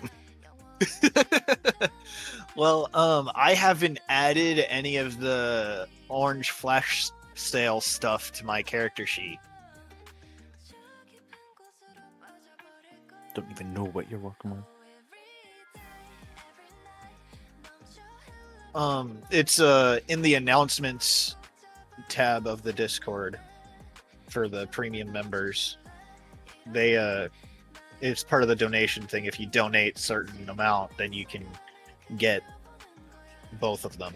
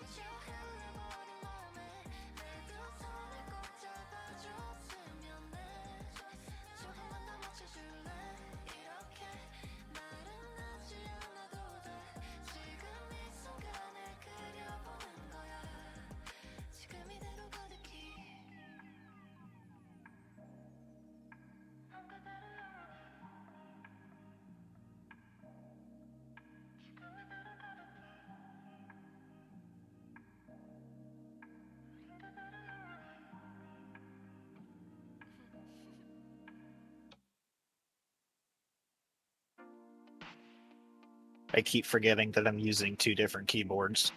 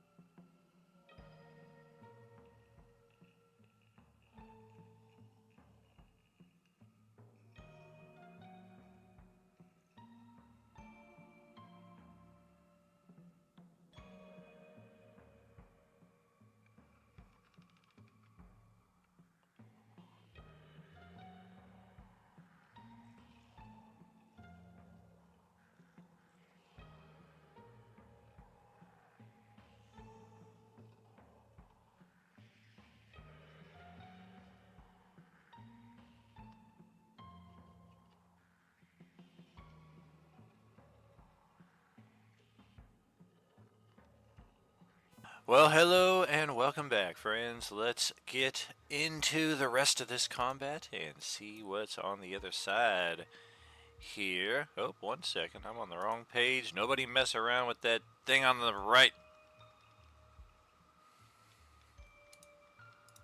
That's not supposed to be visible. You. Hide. Hide. Puzzle keys. All of you hide.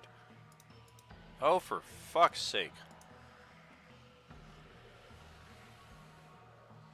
Really?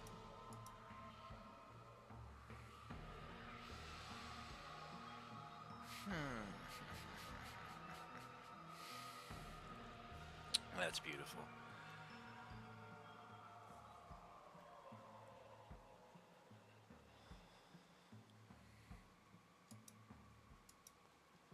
I have no access over that thing whatsoever, so that's pretty cool.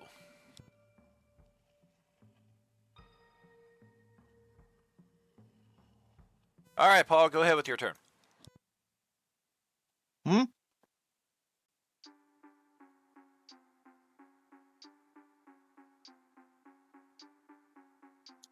Sorry, I just left chocolate in my mouth. First of all, I'm going to burn an inspiration to use super speed.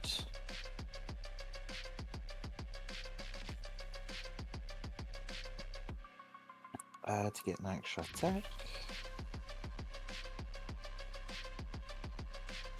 I'm going to bonus action, steady aim, and shoot at the dragon.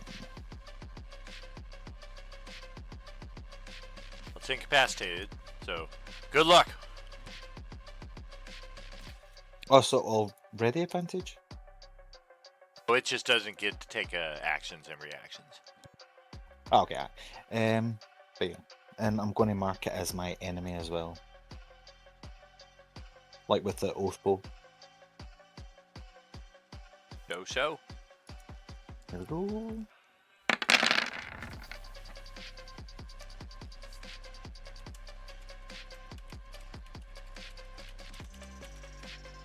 Okay.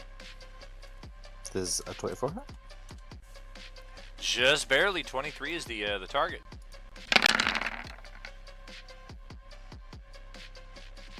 And then I'm going to attack this Ouch. orange twice. Okay.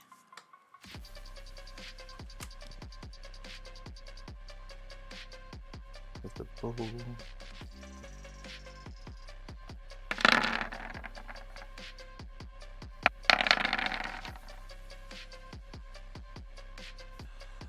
Okay.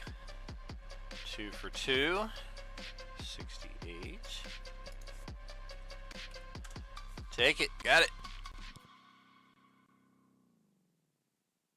Yeah, that was I took one normal attack and then one from super and then one from haste.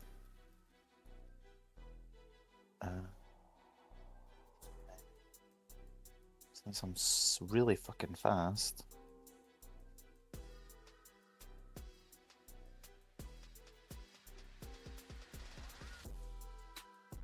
You can't move because you did your aim. Oh, I didn't need. Oh no, wait, no, you're right.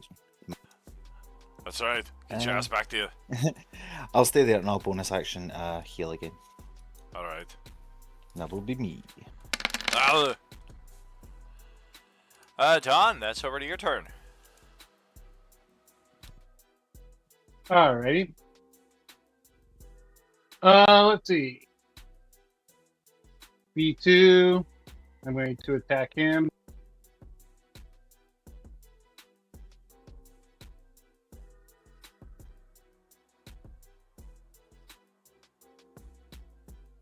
Not so well with that one. Right. Well, force point it.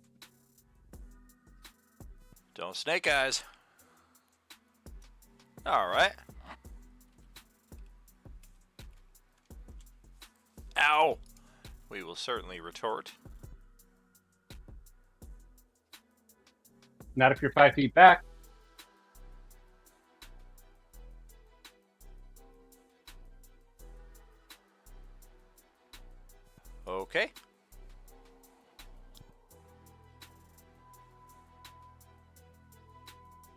And then I'm going to pull out my bow and shoot him with the bow.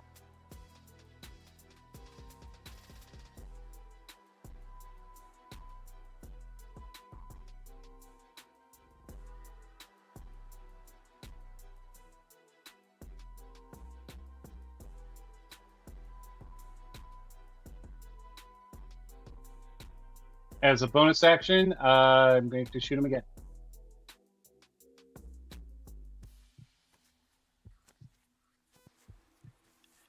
You have a bonus action ranged shot? My bow is considered a monk weapon, and I can make an extra bonus attack with the monk weapon. Right. Okay. That's it for the final orange on the field then.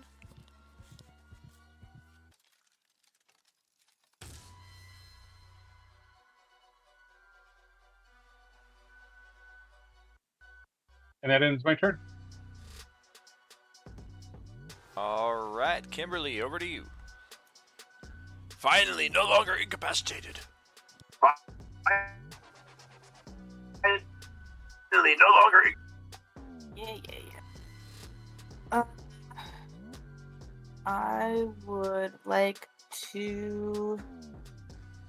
Oh, I'm so scared. I'm gonna miss on everything. I'm going to do a scorching ray. I'm just trying to decide what level I want to do it at.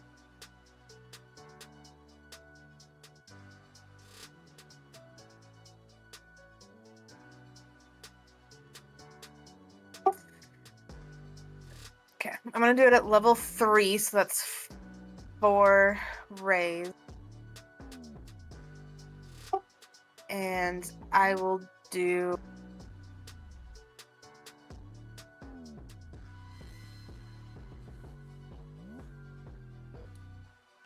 23 AC. Let's see what you got. I'll try advantage for the first one. Nice. Oh, ho, ho, ho, ho, ho. I mean, it would have worked out either way. But very nice. If I'd missed on all the rest of these, it would be so sad. Oh, no. Oh, boy. Oh, boy. Oh, ho, ho, ho, ho. Okay.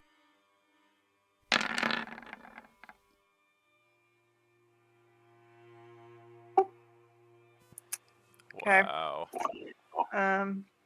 Yeah. 36. It's a 22. 23. 23. Yep.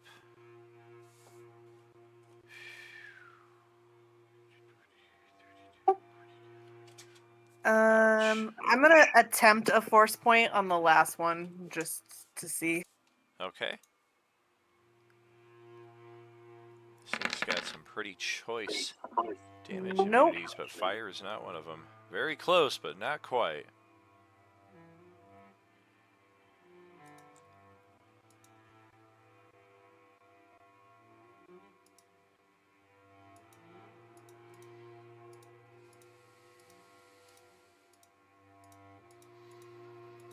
Anything else for you?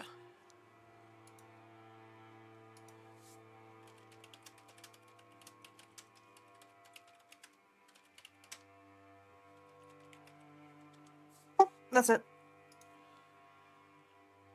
Okay, it is Katie's turn.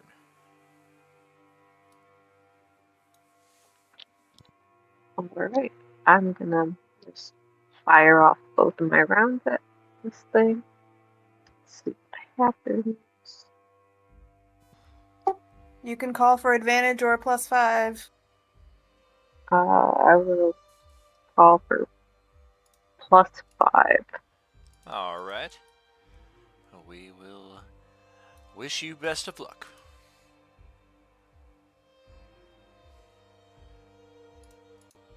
Well, damn. +5 is 1 shy.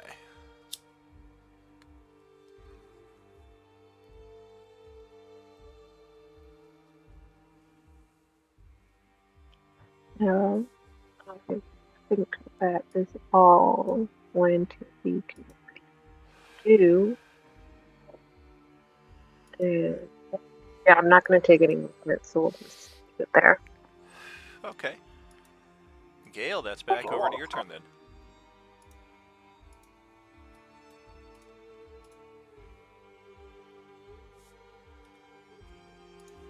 Okay, I'm going to throw my axe at Mr. Dunce, take advantage on my first shot and throw at Mr. Dragon. Very good.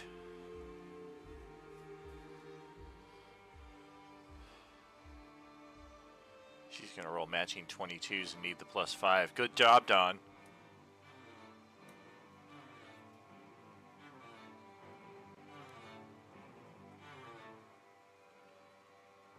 Oh, goodness gracious, bodacious. Yowie wowie. Okay, we'll take that.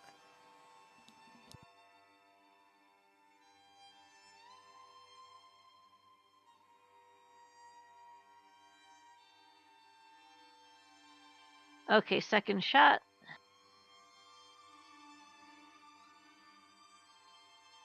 On the money. Look at that. Ow, ow, ow. Dragon has fallen quickly here. And that will end my turn. Okay, I forgot to roll its regen, or its recharge last round, so let's roll 2 of them here. And look at that, we got it back on this round. And I start getting my points back now, right? Yes, indeed. Yay.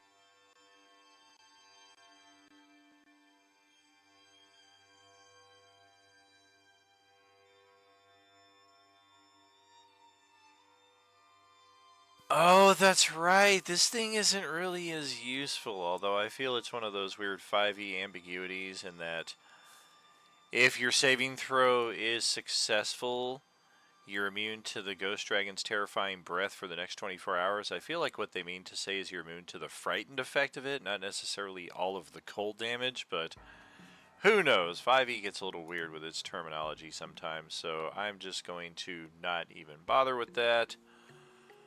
And we're gonna assault. Oh, which one of you just hurt me really bad? That would be Gale. And then by the same token, Zavara stole my last turn. I don't know what you're talking about. I'm just over here minding my own business. Just hanging out. Hey, look at that. That actually works out pretty well. So, Katie, as Brazilial, you've been using a bow, right? Is that correct? Yeah. Well, that is good. We will not be attack of opportunity as we float right over to here so that we can attack the 2 people who are causing us the most distress. Go away. 9. Yeah, true. We're going to go bite on Zavara and double claw on Moahula. Biggest damage first. Big money, big money, big money. 24 to hit Zavara. 24 cold damage. And half speed. Icicles. Clink. And then double claw on Gale. Let's see. Can we make it 6 natural 20s on the night? Nope. That won't even hit. That one just barely hits. 17 necrotic. Ghost Dragon doesn't have the orange GM screen hidden benefit right there, so we do get to see everything this Ghost Dragon is doing. It's actually not even associated with the oranges, just for a little bit of lore.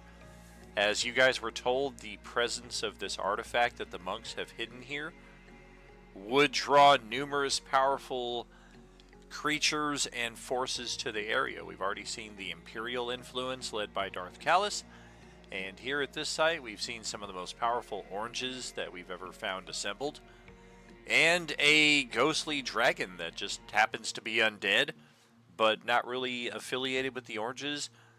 But because they're all undead, they really weren't really messing with each other as you entered the area. That will be it for Ghost Dragon, though. bees are all destroyed. Tezka's turn is next.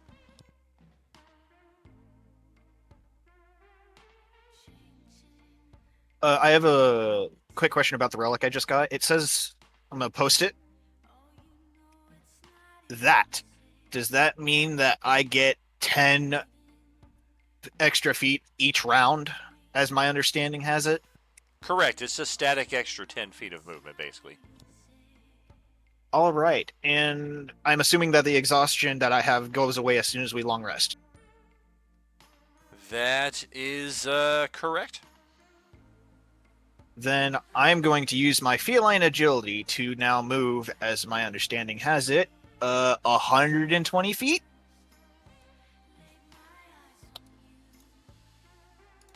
Because it's been 2 rounds.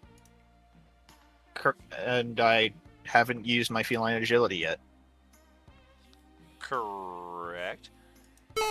Are you saying 2 rounds because you're stacking 2 rounds of movement, or you're just making note of the fact that it's been a round since you've not moved? It has been. I know you just don't have. You have to not move for a round for it to take effect. I'm just wondering when you mentioned 2 rounds, if part of the extraneous movement that you have here is what is your base movement? Is your base movement 60? Is that what you're basically saying? Yes. Base movement is 60. Fine. And feline agility will Totally get cool. me 120. Yeah, that totally makes sense. I hear what you're putting down. I'm resistant to necrotic because of my skull helm. I put it in the chat. Ooh.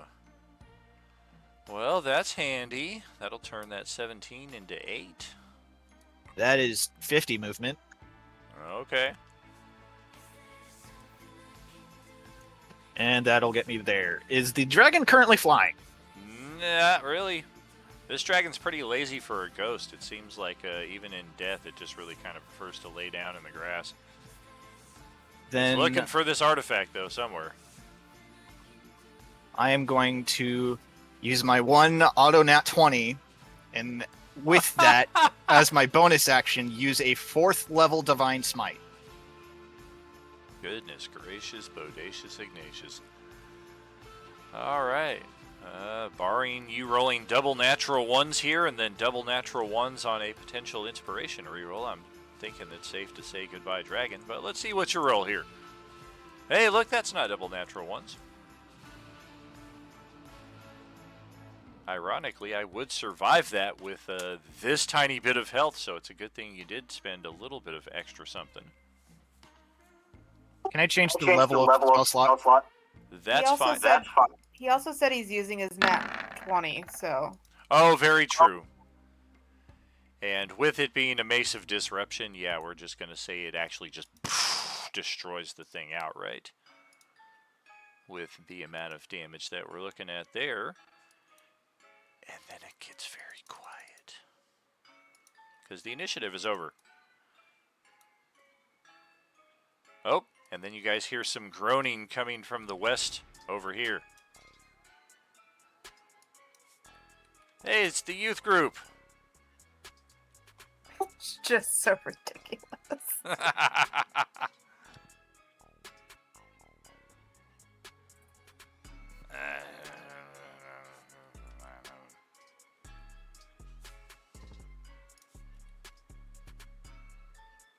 Ooh, purple aura.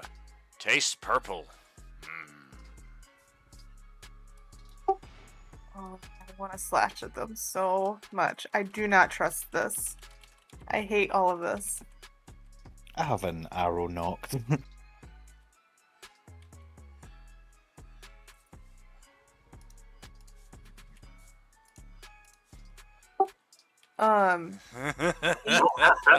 Yeah. What are we doing with these guys?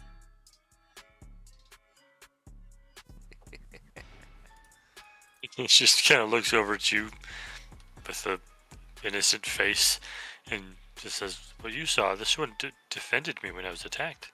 They're on our side." And you're like 100% sure about that?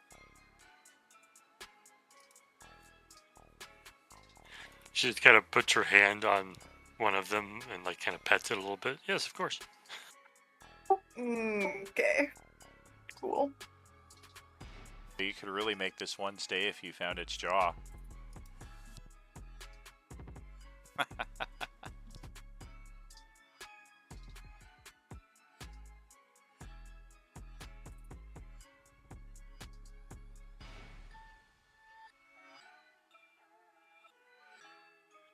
Well, as you wander through the tall grass here, some of you actually passively noticed this while you were in the midst of the combat. But now that things have quieted down, you've had a bit more opportunity to pull at that thread. There are these weird little metal plates that are maybe only a centimeter or two thick. Most of them are rusted. Some of them are completely useless, like you pick it up and it breaks in half. They've obviously been sitting out here exposed to the elements for quite some time. And, let's see, will it work like this? Yeah, it sure will. Look at that. Here's an example of one of them. Landmines. Yeah, this is that, that thing on the right side of the page that I told y'all not to mess around with. And I would encourage that to remain the case. If you want to play around with it, this map that we're on right now is the place to do so. I don't know. Actually, let me double check if it works like this. I don't know. Yeah, I don't think it is. I think that's the problem that people reported with the players being able to pull from the deck here. If it even gives you that permission, if it doesn't, all the better. But part of the issue with these pieces is they are not to scale with the puzzle that is to come, which of course just causes all kind of mayhem and stupidity. But if nothing else, they do give you an idea of what the pieces look like. Not terribly important, but every little bit of visual assistance is cool, I think. So we'll get rid of these. Again, I have no control over this thing here. I can't get rid of both decks of pieces of puzzle here. But you are finding many of these pieces in the grass, each and every one of you. You've acquired easily 50 of them just in a few minutes.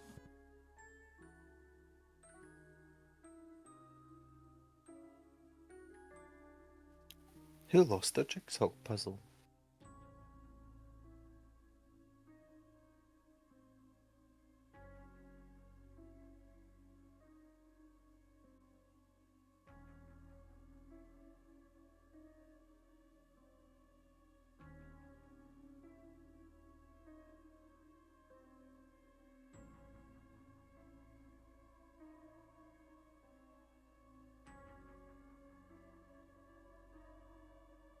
This table is mostly epic, I believe, so yeah, most of you should have regen.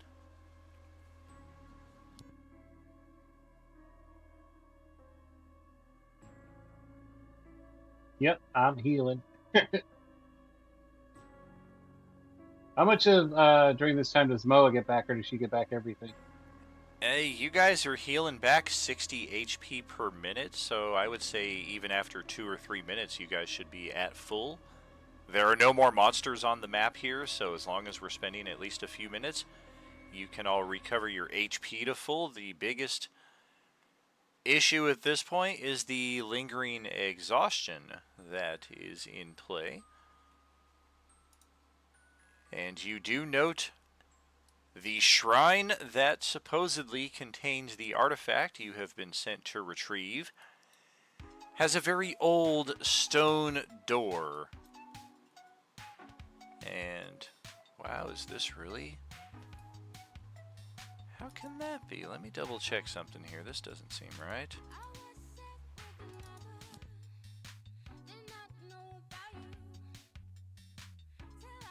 I believe somebody has exhaustion 3, but I have Teska has exhaustion 2. Moa has exhaustion 3.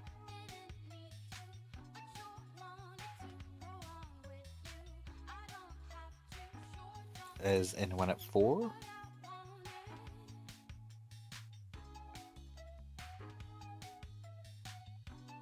Nobody has hit 4, thankfully. In that case, I will offer. I think I can offer it to other people. Mohula Adventures Ale. Nice. Gets That rid is of all your quite exhaustion. valuable. That is a daily value of 5,300 gold pieces right there. Those potions of vitality are not cheap at all. Okay. And the funny thing is, like, obviously you asked me to choose which person gets which item. I completely forgot I had exhaustion when I picked this for Peely. Nice. I'm sorry, did somebody do something with Moa? Yeah. Yeah, all your exhaustion is removed. Awesome, thank you. No problem. Money. Okay, 1, 2, 3, 4, 5, 6, 7, 8, 9, 10. Whatever, let's play around with it. I wanted to go directly to the most difficult puzzle of them all because we've tended to pass through these fairly easy with other parties in the past. I think it's been almost a year since I've dropped one of these door puzzles. But we're going to play around with it. I think the extra difficulty that we might find in this respect are the excess pieces that we have found, and you're going to see them scattered around the puzzle field here, or the puzzle board.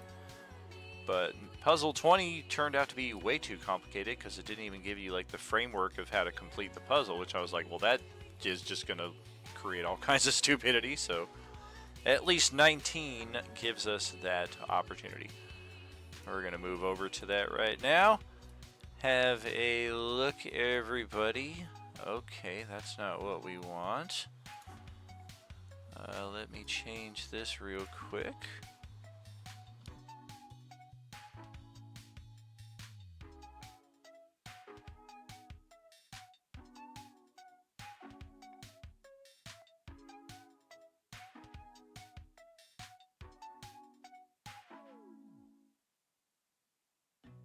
Okay, I don't know how they're doing this. I mean, I guess take your opportunity here to observe the puzzle for a few moments while I try to figure out why the board is not working. You guys should be able to see like a fair swath of space, like out here, all the way out here, and all the way out here, and it's just littered with puzzle pieces that you should be able to just start playing with and moving into the board. But for some reason, you guys can't see them. I can't see it. Right. I see a stack of puzzle pieces like cards. Yeah, those are the ones that we were playing with on the previous board that I said we don't want to mess with here because they're not to the proper scale. So that would just cause us more harm than good. And doubly unfortunate, I can't get rid of those right there. So try to ignore them as best you can. Alright, so this is weird. There's no fog of war. There's no dynamic lighting. But the map is set for... You should be able to see everything. I don't understand why you can't. Oh, maybe it's a... Okay, I think I got it. Yes, that's it. The GM layer? That's exactly it. The easiest solution. Bam! There we go. Say hello to all of your puzzle piece options here. Let's jump back over here.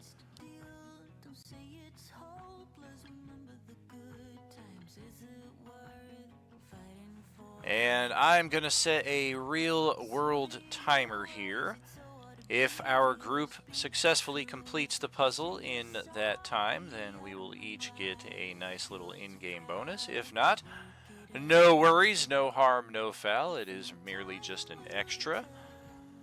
But every one of you should have access to all of the pieces on the board. Once I move you back there, if you find that you're not able to access any of the pieces, let me know and we will do a brief pause while I sort that out, but I believe all of them should be accessible by each player. I encourage you to work together and or establish a cohesive strategy rather than everybody just trying to grab pieces and assemble them, because we have seen that as a problem in the past. And most importantly, above and beyond anything else, while you are playing with the puzzle pieces, do not hit the backspace button. You will delete that piece off the board, and if that is a piece that is necessary to complete the puzzle, we can no longer complete the puzzle. So we have had that happen on 2 occasions before. In the excitement of everybody playing around with the pieces, people are typing and they backspaced, oh shit, I overtyped, and let me backspace this so it spells correctly, and they accidentally deleted a piece. So just be very careful when you're interacting. The timer on these tends to be pretty generous. People, when they have completed them with a lot of time to spare. So while there is the anxiety of the timer is running, let's get it done very quickly. Rest assured, it's not 90 seconds, it's not 3 minutes, it's not even 5 minutes. So take your time, look around, and before we officially kick off the timer, let's move back there.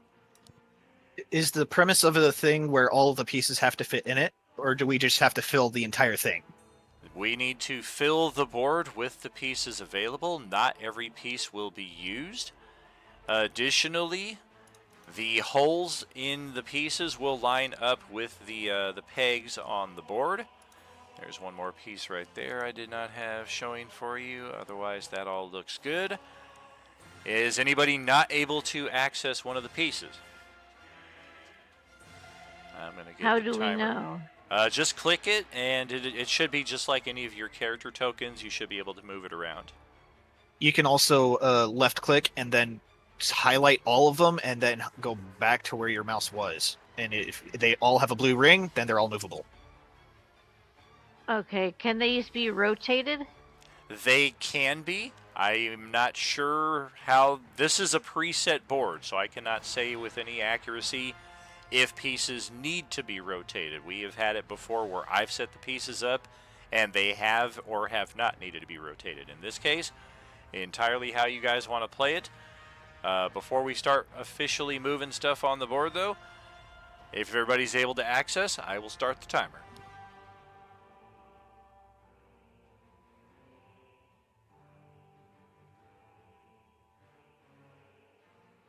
You can access them. Good luck to you. All right.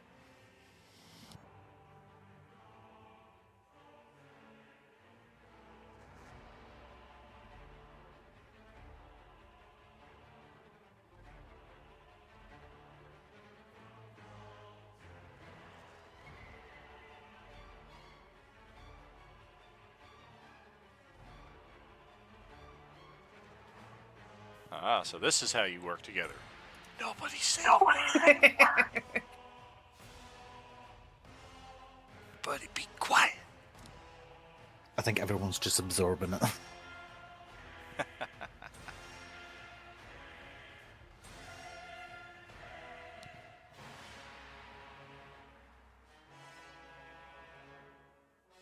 Personally, I can't see how anything fits. You can see how some of them fit based on what people are putting on the board, but yeah, from that, it definitely has some layers of complexity. This is on a scale of 1 to 20, I guess difficulty level 19. But at the same time, I'm looking at it like, what is that? 5, 6, 7, 8, 9, 10. Yep, none of the pieces have more than one spot. So it looks like in total you're going to need 10 pieces to complete this puzzle.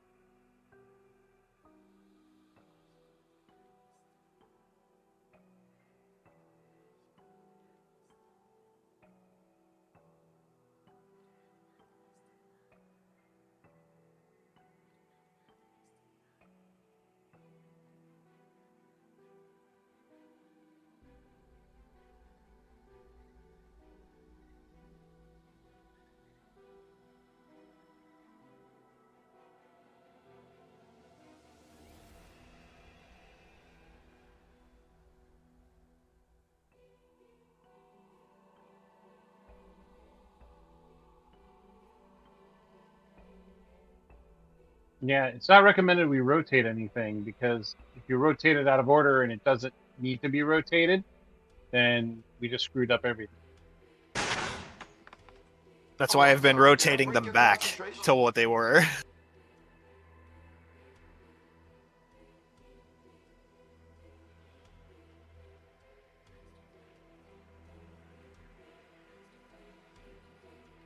Shut the fuck up!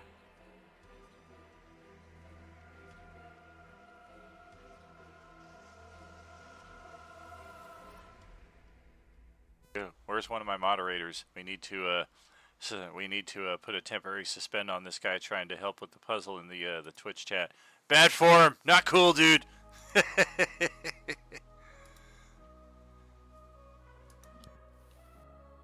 I ain't starting from no Wait, corner. Kimberly just banned me. The stream just got canceled. Stop saying lies about me, man. I'm a really nice person, okay?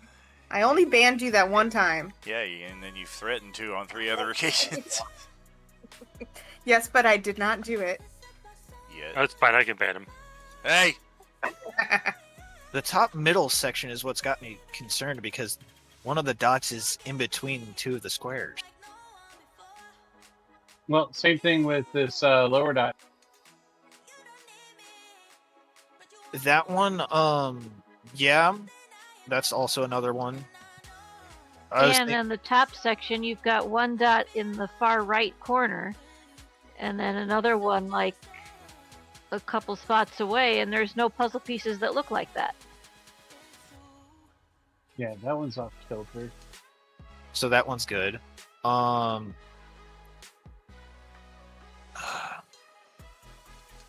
I'm thinking one of the 2x3s needs to go into the bottom right corner. Just rotated.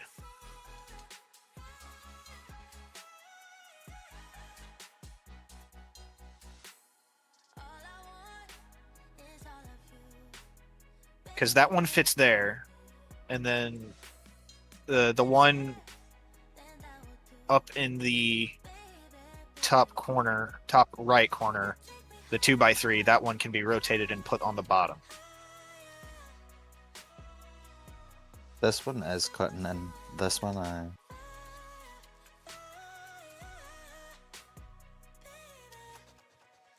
There's that one. But there's no puzzle piece that has a dot on the very end of it. None of them. Yeah, that's an issue. The other question is, can these pieces overlap? I doubt it would do that.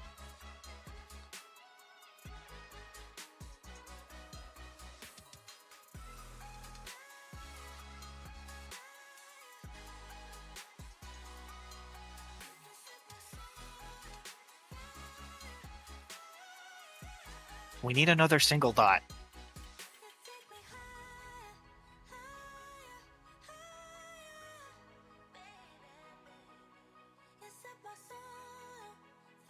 Is it okay if I just move the 2x3 that's in the top right?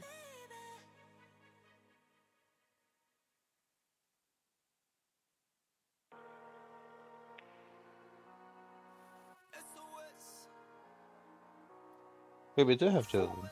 Oh, there are two. I have somewhat of a plan for some of the Dino, pieces. don't help us.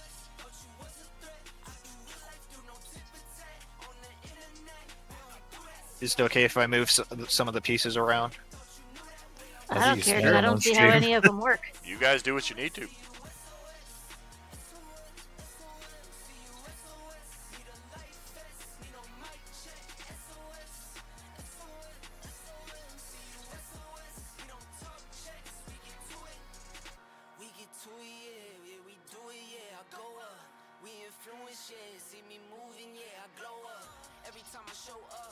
Thank you for pinging that.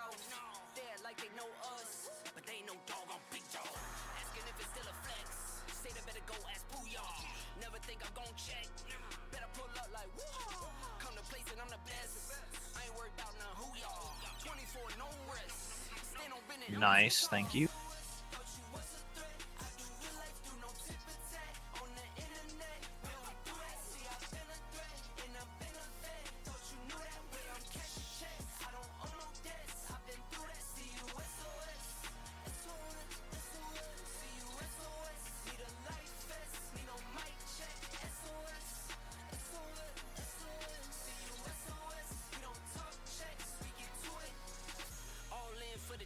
There we go. I'm glad someone's brain's working, because mine is. I'm sorry, I'm really good at puzzles. Off. I'm all for it. That is exactly the correct lineup with 2 minutes and 17 seconds to spare for the gold level prize. Yeah, up until the last minute I was starting to think we might have to settle for the silver tier, but no, look at that. Alright, we can jump back here. The gold tier prize is quite valuable. It is a potion of vitality for each of you. It is 35,000 gold pieces worth of potion right there.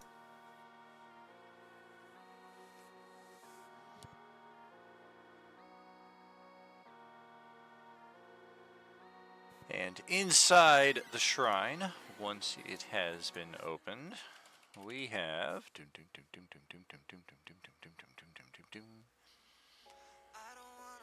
Where is it? Getting that token to load up. Get a token while we're getting the token. Oh, nope, there it is. Oh, nope. Where...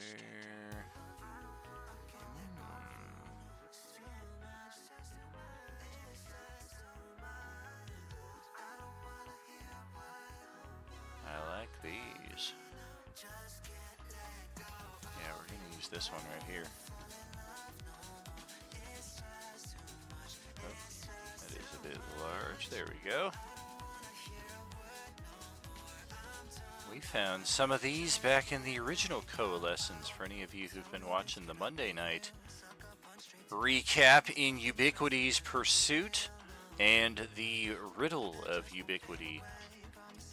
These were called Channeler's Stones, and they effectively were dormant or stationary magic items, I should say, that could be attuned by multiple people at once. The trick to it is because they are stationary, the people who attuned to them ideally would be coming back to the same location every long rest to commune with it at the next morning, and the effect gained was an additional spell slot of their highest level for the next day's adventuring. Whether this is something in line with that, will be something that may or may not be addressed. Our characters were not necessarily sent here to study it so much as to acquire it and bring it back to the monks, possibly also to Darth Kallis, depending on how we choose to roll with that. But for the time being, the shrine has been opened. It is a dusty, simple structure on the inside with a pair of benches, and right in the middle on top of a pedestal, this thing.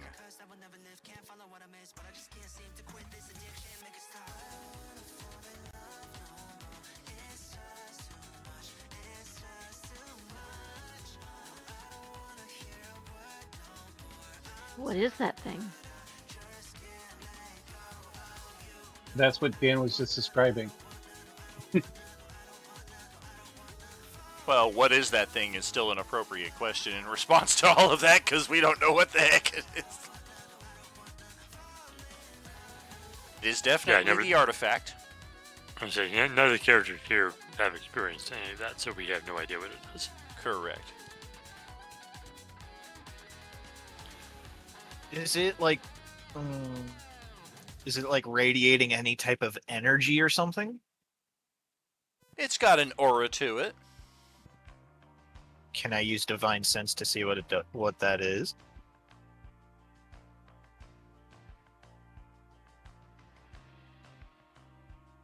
What's your alignment? True neutral.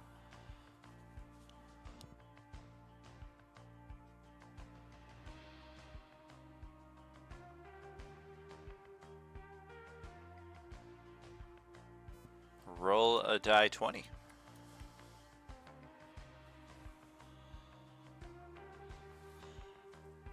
Too bad you burned your automatic natural 20.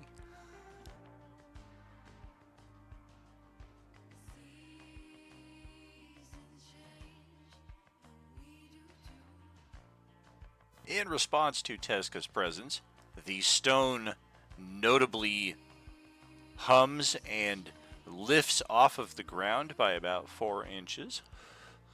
The stone is about the size of a dwarf, so it is no small object, and even lifting a few inches off the ground, it's definitely noticeable to everybody in the group, whether you're paying direct attention or not.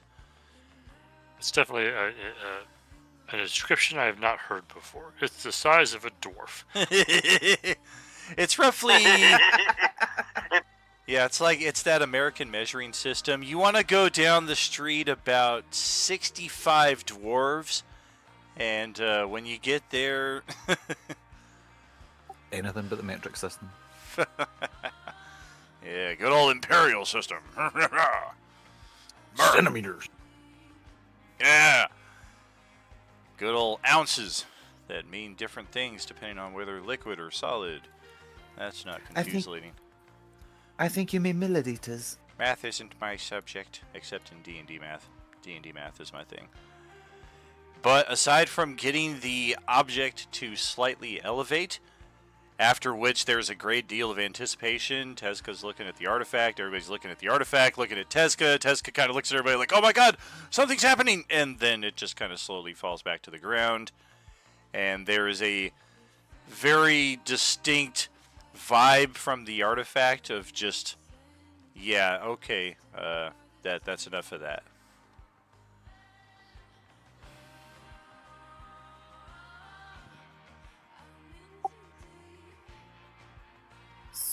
So now what do we do?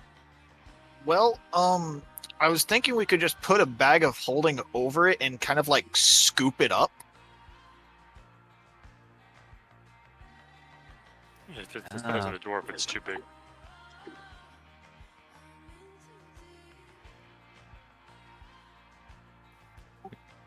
You're gonna catch a pedestal like you do a spider.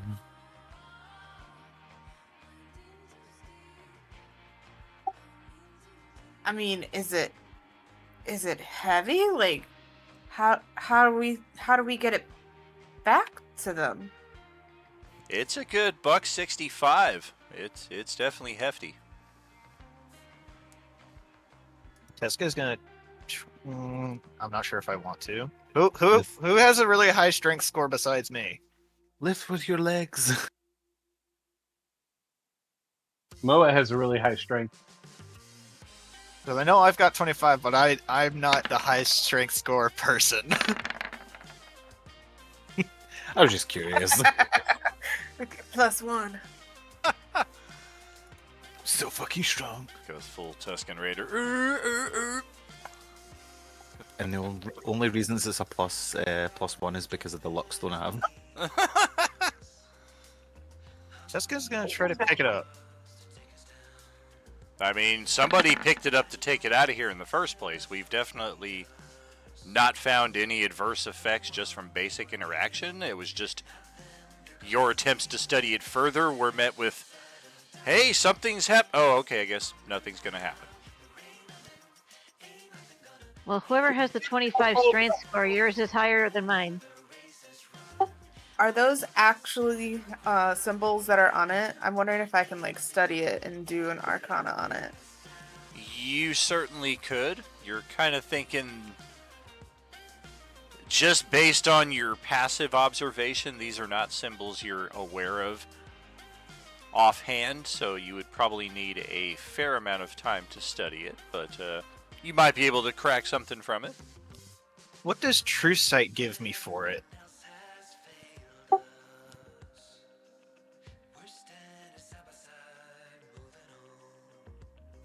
It exists seemingly in multiple planes at the same time.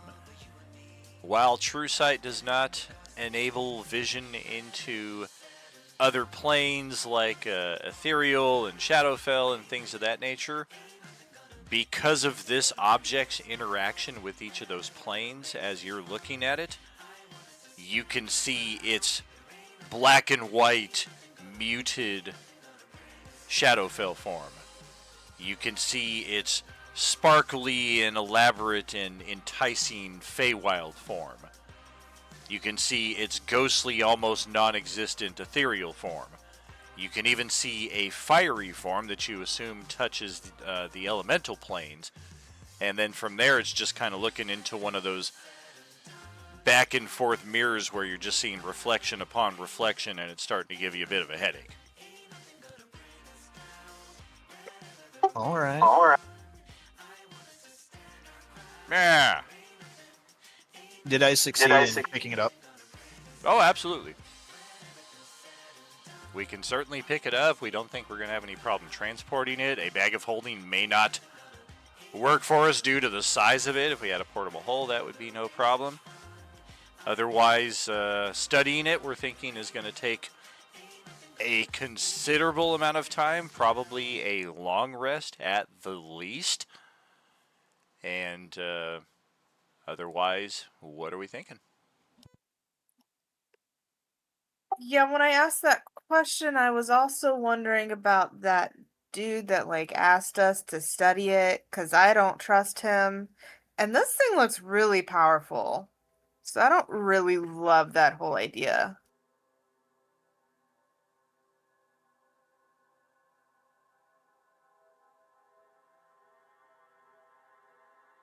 I will simply point out that we did not tell him we would give it to him, that he could look at it. And should we deny him, I am fairly certain he will come forward anyway.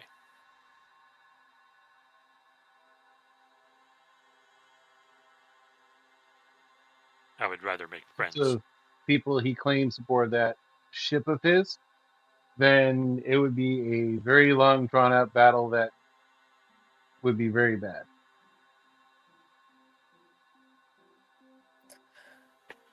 So we told him we'd let him study it, right? But not leave with it so we can study it together?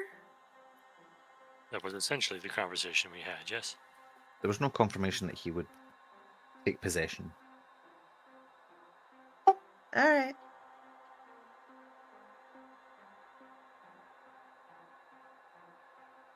By the same token, for clarification, there was no confirmation that we were going to all sit around a campfire and pass it around in a circle and study it together. He seemed pretty clear that he wanted to study it himself, which he didn't specify, I'm taking it and going into private and you'll see me in the morning, but by the same token, he didn't necessarily seem of the, we're all going to collaborate and go into the lab together and compare notes in the morning. Yeah, that's kind of why I was bringing that up, because I could see him being like, okay, I'm going to study it, I'll see you tomorrow. And us being like, wait a minute. And if we push him on it, that whole playing nice thing might be going right out the window. Oh yeah, there was definitely a little ambiguity in what would happen at this moment when the artifact is acquired and what he exactly meant by studying it. It was very clear that he would not be allowed to take possession of it on a permanent basis. He agreed to that. Otherwise, he was very specific about wanting to study it, and I don't know that we necessarily addressed at the moment of negotiation that, yeah, we're all going to want to study it as well, and let's all hang out with you, and what have you. With the artifact being in my hands, since I'm carrying the divine artifact, is the area is the ground, seeing how it's a sacred shrine or something, is it changing now that I'm holding the artifact? The building never really seemed to be anything special before or after the artifact was removed. The artifact seemed to be the entire focus of the power, energy, and lure of this area. And now that you're taking it with you, you probably imagine that that lure is now on the move. But the shrine itself didn't really seem to be anything special before, during, or after. Before we do start moving, I'm going to drop my concentration on haste, so that way he can not have the lethargic part of it while we're moving around. I think that only lasts for 1 minute anyway, so it's probably long gone at this point while you guys were putting the puzzle together. That's why Paul didn't help out too much during the puzzle process. He was like, oh man, this haste really packs a punch. I put so many pieces on. Paul's like, dude, I did the whole thing. I couldn't tell who did what.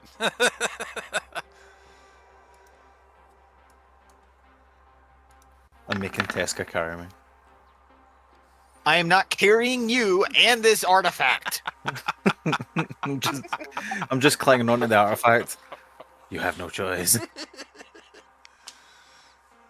Oh my gosh. Let's for sure, roll, let's get some group insight checks, please. Fantastic.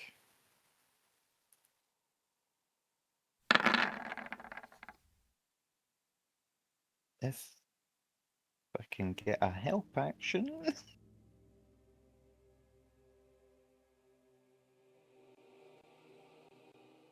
I'll burn our inspiration. Level 1 exhaustion is disadvantage on skill checks, right?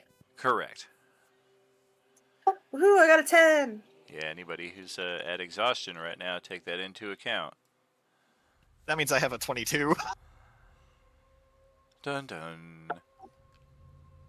We are still looking at some pretty decent results there from a couple of you. This is a mix individual / group skill check.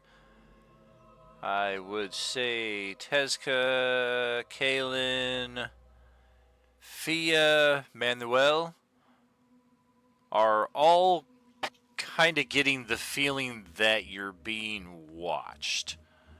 And not in the physical sense. You feel like there is a clairvoyance, crystal ball, divination. Somebody's using the force and observing what you're doing. Is that force beyond 60 feet? You feel it's probably quite distant. But its presence is very, very real and trained on this location.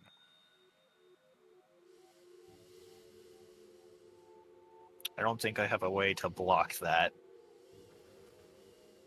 I mean, I'm pretty sure we were kind of aware that was gonna happen. That was sort of part of the conversation with that dude, that he could see us wherever we went. Right. And would know when we got this thing, so... yeah.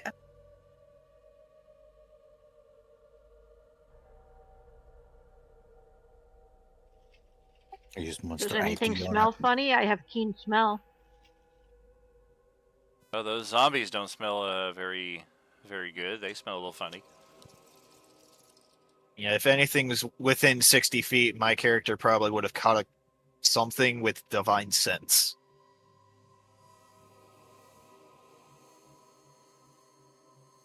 Well, both of Katie's characters are evil, but there's really no surprise really in that respect. Speaking of which, yeah, Lantirthi's back. Yeah, did you see Fia's question in the chat? I see it right there. Felian directed towards Lantirthi. As far as Lantirthi's concerned, she's been going through the Journey Through Time, the Teleportation Terrors segment of the adventure that we all went through like 4 or 5 months ago. And she's not surprised to see her friends here. She is a bit surprised to see some people here. Like, she has no idea who some of these characters are. Like, who's this Brazilian? Who's this Zavara? But Manuel, Mohula, Felian, yeah, who's these other people? Like, some of the people are still here, some people are new.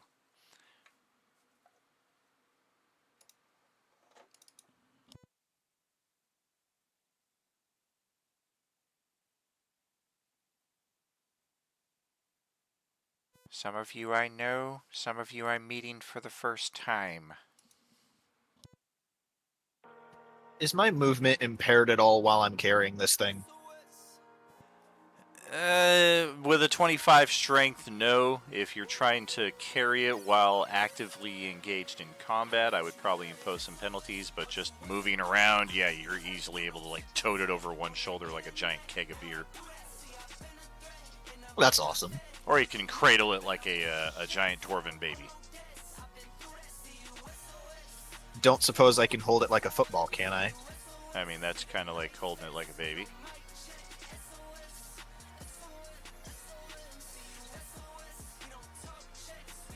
Oh, that might be why Katie, I didn't know Katie was gone, but yes, we are definitely curious of what's going on with Lantirthi, and just to cover that base again, Lantirthi was going through the teleportation bounce back and forth through time that we already experienced a number of months ago, and she is none too surprised to see some of her companions here in this location. At the same time, others in this group are complete strangers, and others are absent entirely, like Tank is noticeably absent at this point. Spartan is noticeably absent. Now, are we aware that this land theory is an upper land theory, or is it? I mean, based on what you guys have gone through, it could be anything. She could be misplaced, but are any of you in the right place at this time? Touche. It could be the real Lantirthi, but somehow returned, like a Gopher Pop Palpatine. Does True Sight have something similar, like how whenever we're looking at the undead, like a weird little tendril? She's definitely not an orange. Yeah, because I'm much different than my elsewhere, because I took Gloomstalker where he took Echo Knight. Knight. Yeah. Yeah, the drunken duplicate. Hey,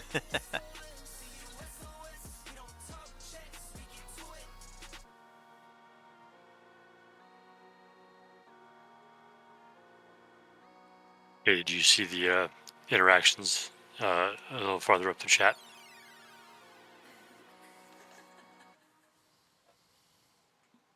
Oh, yeah, I'm getting it. I'm getting up to it. There.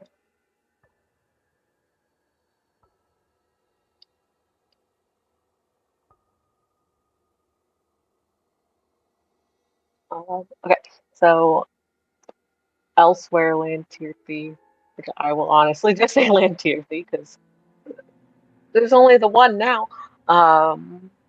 Will go up to Thea and tell her, I don't know exactly how I'm here, but it looks like you've got yourself almost a whole new crew here, Thea.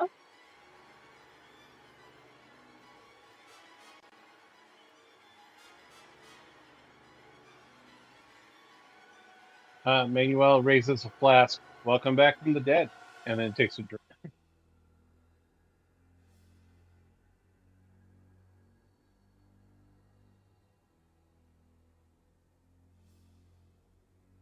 You'd see tears well up in her eyes as she goes to embrace Lantirthi, whether Lantirthi allows it or not.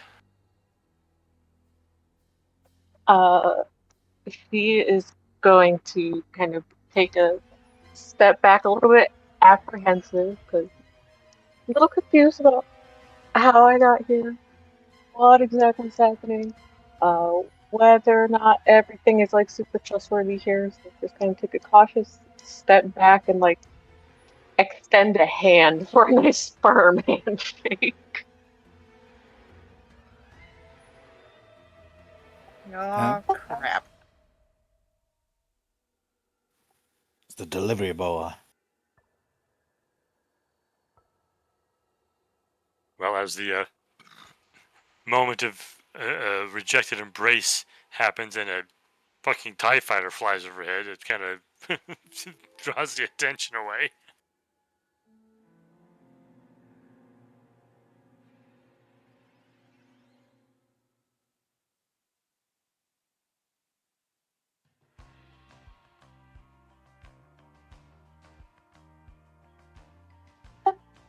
The slow creep. Yeah, we're looking for a good Can we- spot to land. Somebody didn't trim the hedges here. Can we get a sneak check? Yeah, I think this is our best zone over here. If I'm holding on to this artifact, can I go invisible with it? You may. I would like to do so. All right. Well, this thing sets off in the distance out there to the west. You can hear this craft finally setting down.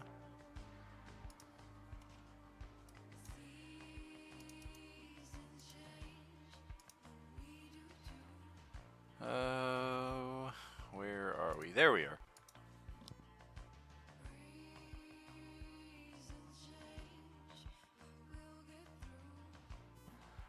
Yes, indeed. Who else would be flying? A TIE Defender. But Darth Kallis.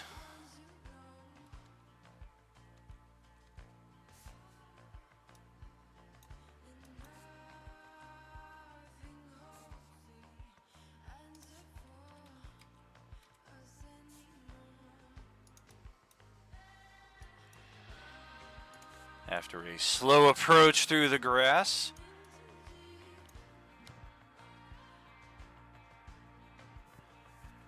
you've all survived. And I see you have in your possession that which we have all been sent to find.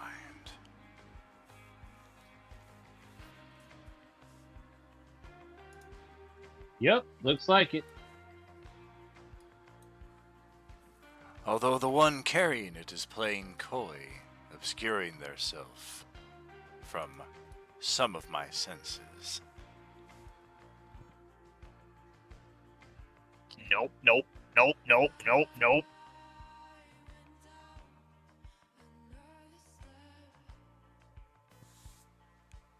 It feels imperative to ask based on the disturbance I feel in the Force. Is our arrangement still intact? I have done nothing for you, and yet you have only performed part of the task for me. It is not too late to make amendments and adjustments, which is what I sense occurring.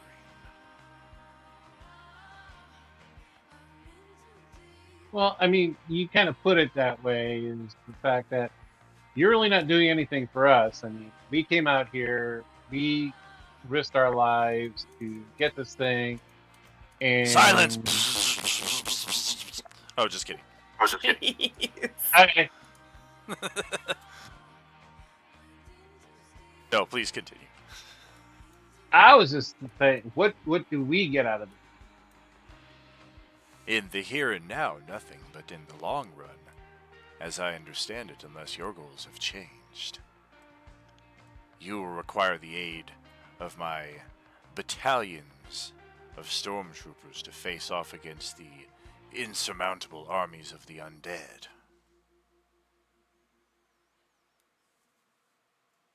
Oh, that's right. I remember now. You fix another drink. Ah, yes, but of course, you've been through a tremendous ordeal. I can see the numerous wounds upon your person.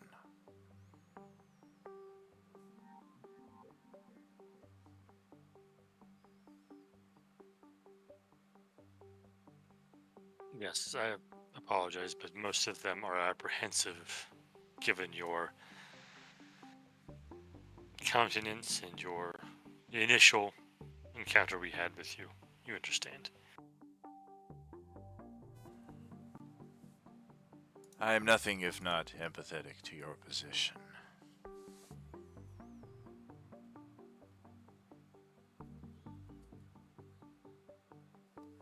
Do we still have an arrangement?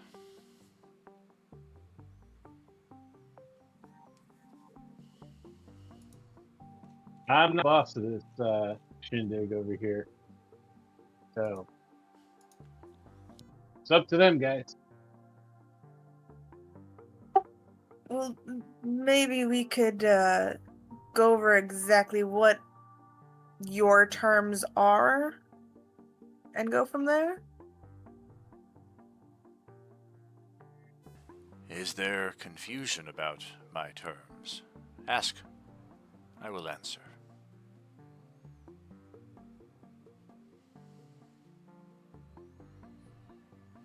I think during all of this, they may have forgotten exactly what you wanted and how you're going to go about your end of things.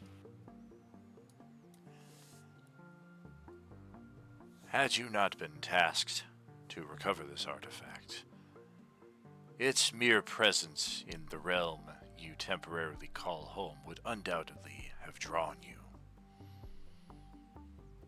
Much as it has drawn myself. I was once as you, finding thrill, necessity, purpose in wanderings, quests, adventures, if you will. I understand the lure that one gets from it.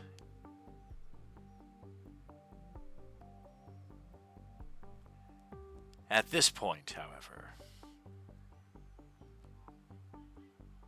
with such quests and ambitions behind me, the presence of such a unique item and the unknown potential that it beckons is as irresistible to me as the lure of adventure, of purpose, of renown that you find in your current lot of life.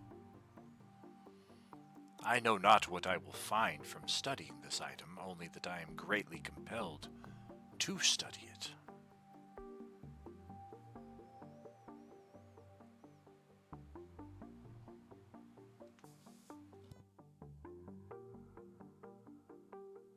I think the main concern is how you would study it and how long you think it will take to study it.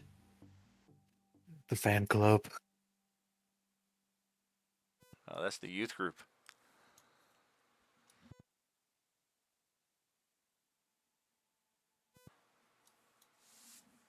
It is difficult to ascertain how long such a unique artifact would take to study, but history is any indication.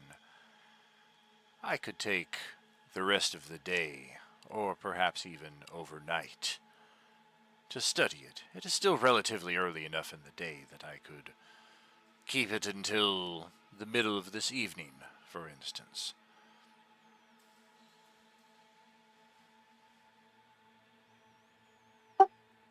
And would you allow us to study it with you if we so chose? Once I have returned it to you, you will have more than ample opportunity to study it in your own comforts with your own counsel. Will this not be sufficient? Do you plan to take it somewhere? I do. I have a meditation chamber aboard my Star Destroyer. As I said, I will not be keeping the item. This you can trust me on. I will leave something of value to me in your custody. But can you at least understand our hesitation in letting you out of our sights with it? I mean, what happens if you study it and decide that it's worth more than whatever it is you leave behind? As I said, I am nothing if not empathetic to your position. I understand your hesitations, as they are natural. From your perspective, from your position. How can I better alleviate these suspicions, these concerns?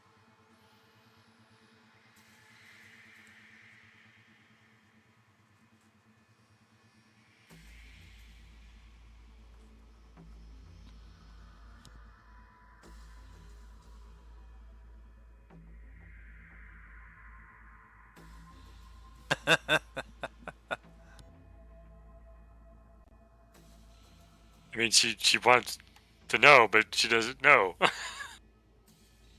These are very good questions. My thought process was to have, somebody who's also proficient in using the Force to go with him as collateral, and we keep something of his as collateral. I know. Kimberly is sitting here going, well, I'll just go with them and be like, you have to take me with. And that's just a really horrible idea. And just no. Especially with the game clock that we have here.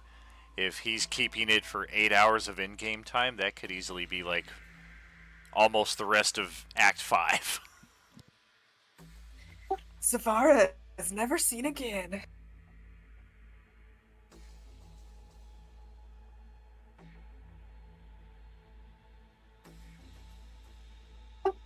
What is it that you wish to leave behind as collateral?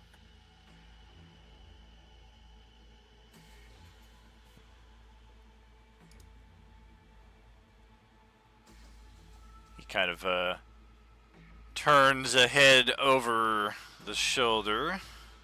Let's get back this right here to that. I thought he was going to look at me. It's like, you didn't read the chat.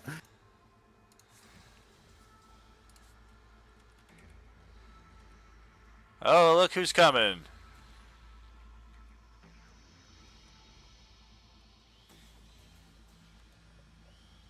That's 3 votes for fucking all that. Darth Kallis gestures towards his pilot, who you've already had the pleasure of meeting. Our good and mutual friend, Kit Parko, of course. Someone you can trust and feel comfortable in his company, at least as comfortable as current circumstances might allow.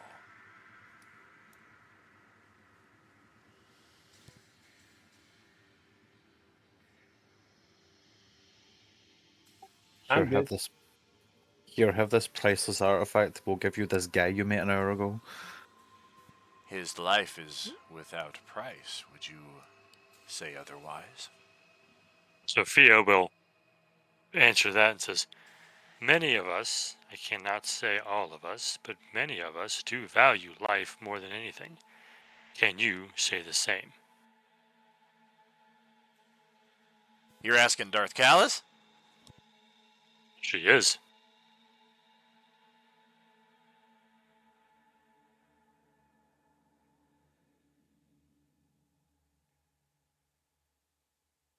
Get ready for those insight checks. Oh, yeah, Oh, yeah. I'm ready. I'm like ready for it to hit buttons over here. We need to get into the aura so that way we have advantage on our insight checks. I dare him to tell a lie. I fucking dare him. I mean, it's Fia's like, I know why I value his life, but I'm pretty sure you don't, so it's not really collateral for you. Right? That's her thought process. That's exactly what I'm thinking over here, yeah. The visor looks over each of you for a moment, and you can tell by the body movements that Darth Kallis is ready to respond next Wednesday. Oh, Come on! That is let me fuck him up. that is a fine cliffhanger right there. I've got my answer intact right here, but I feel like that is a perfect place to have us hanging here before we go to week 26, 27, 28, and 29, all over the next 4 weeks. Gives us time as well, yes indeed, as far as any other questions or proposals or amendments that we wish to put to good Sir Kallis here.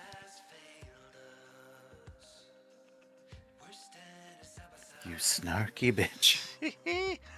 That is it This- for week 25, though, friends. We will be back next Wednesday, this Sunday morning at 9 a.m. We kick off the doubleheader of September. Sunday morning, Sunday night, Monday, Tuesday, Wednesday, Thursday, every week. Every other week, we'll be throwing in the Friday campaign as well. 26 sessions over 28 days is going to be crazy. Thank you for joining us here tonight for the wrap-up of week 25. That is 150 sessions of the Coalescence Acts 4 and 5 now that I think of it. 25 sessions for 6 tables. Easy math right there. And what a frickin' journey since last July. Look at all this this story that we have paved here collectively. Y'all are something amazing. It's true what we say. There is no RU without you. This is Tragically HP, last survivor of the Coalescence, signing off. Good night, all. Nighty night. Night, guys. Good night, everybody.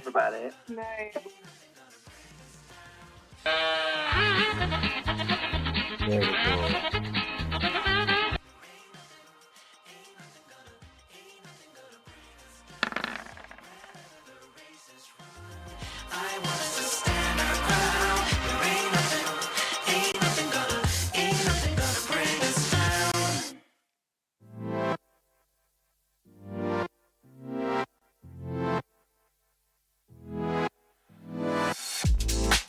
내 머릿속엔 there's something new 아무리 즐기려 해봐도 Oh darling always 모르겠지만 바라바라겠지만 내게 말아봐라 같은 말이 Says to myself politely Open your heart to see it Sure that you got it this playground of your own 하나 둘셋 나만의 색을 찾아 하나 둘셋내 삶을 One, two, tip your brush in your soul 17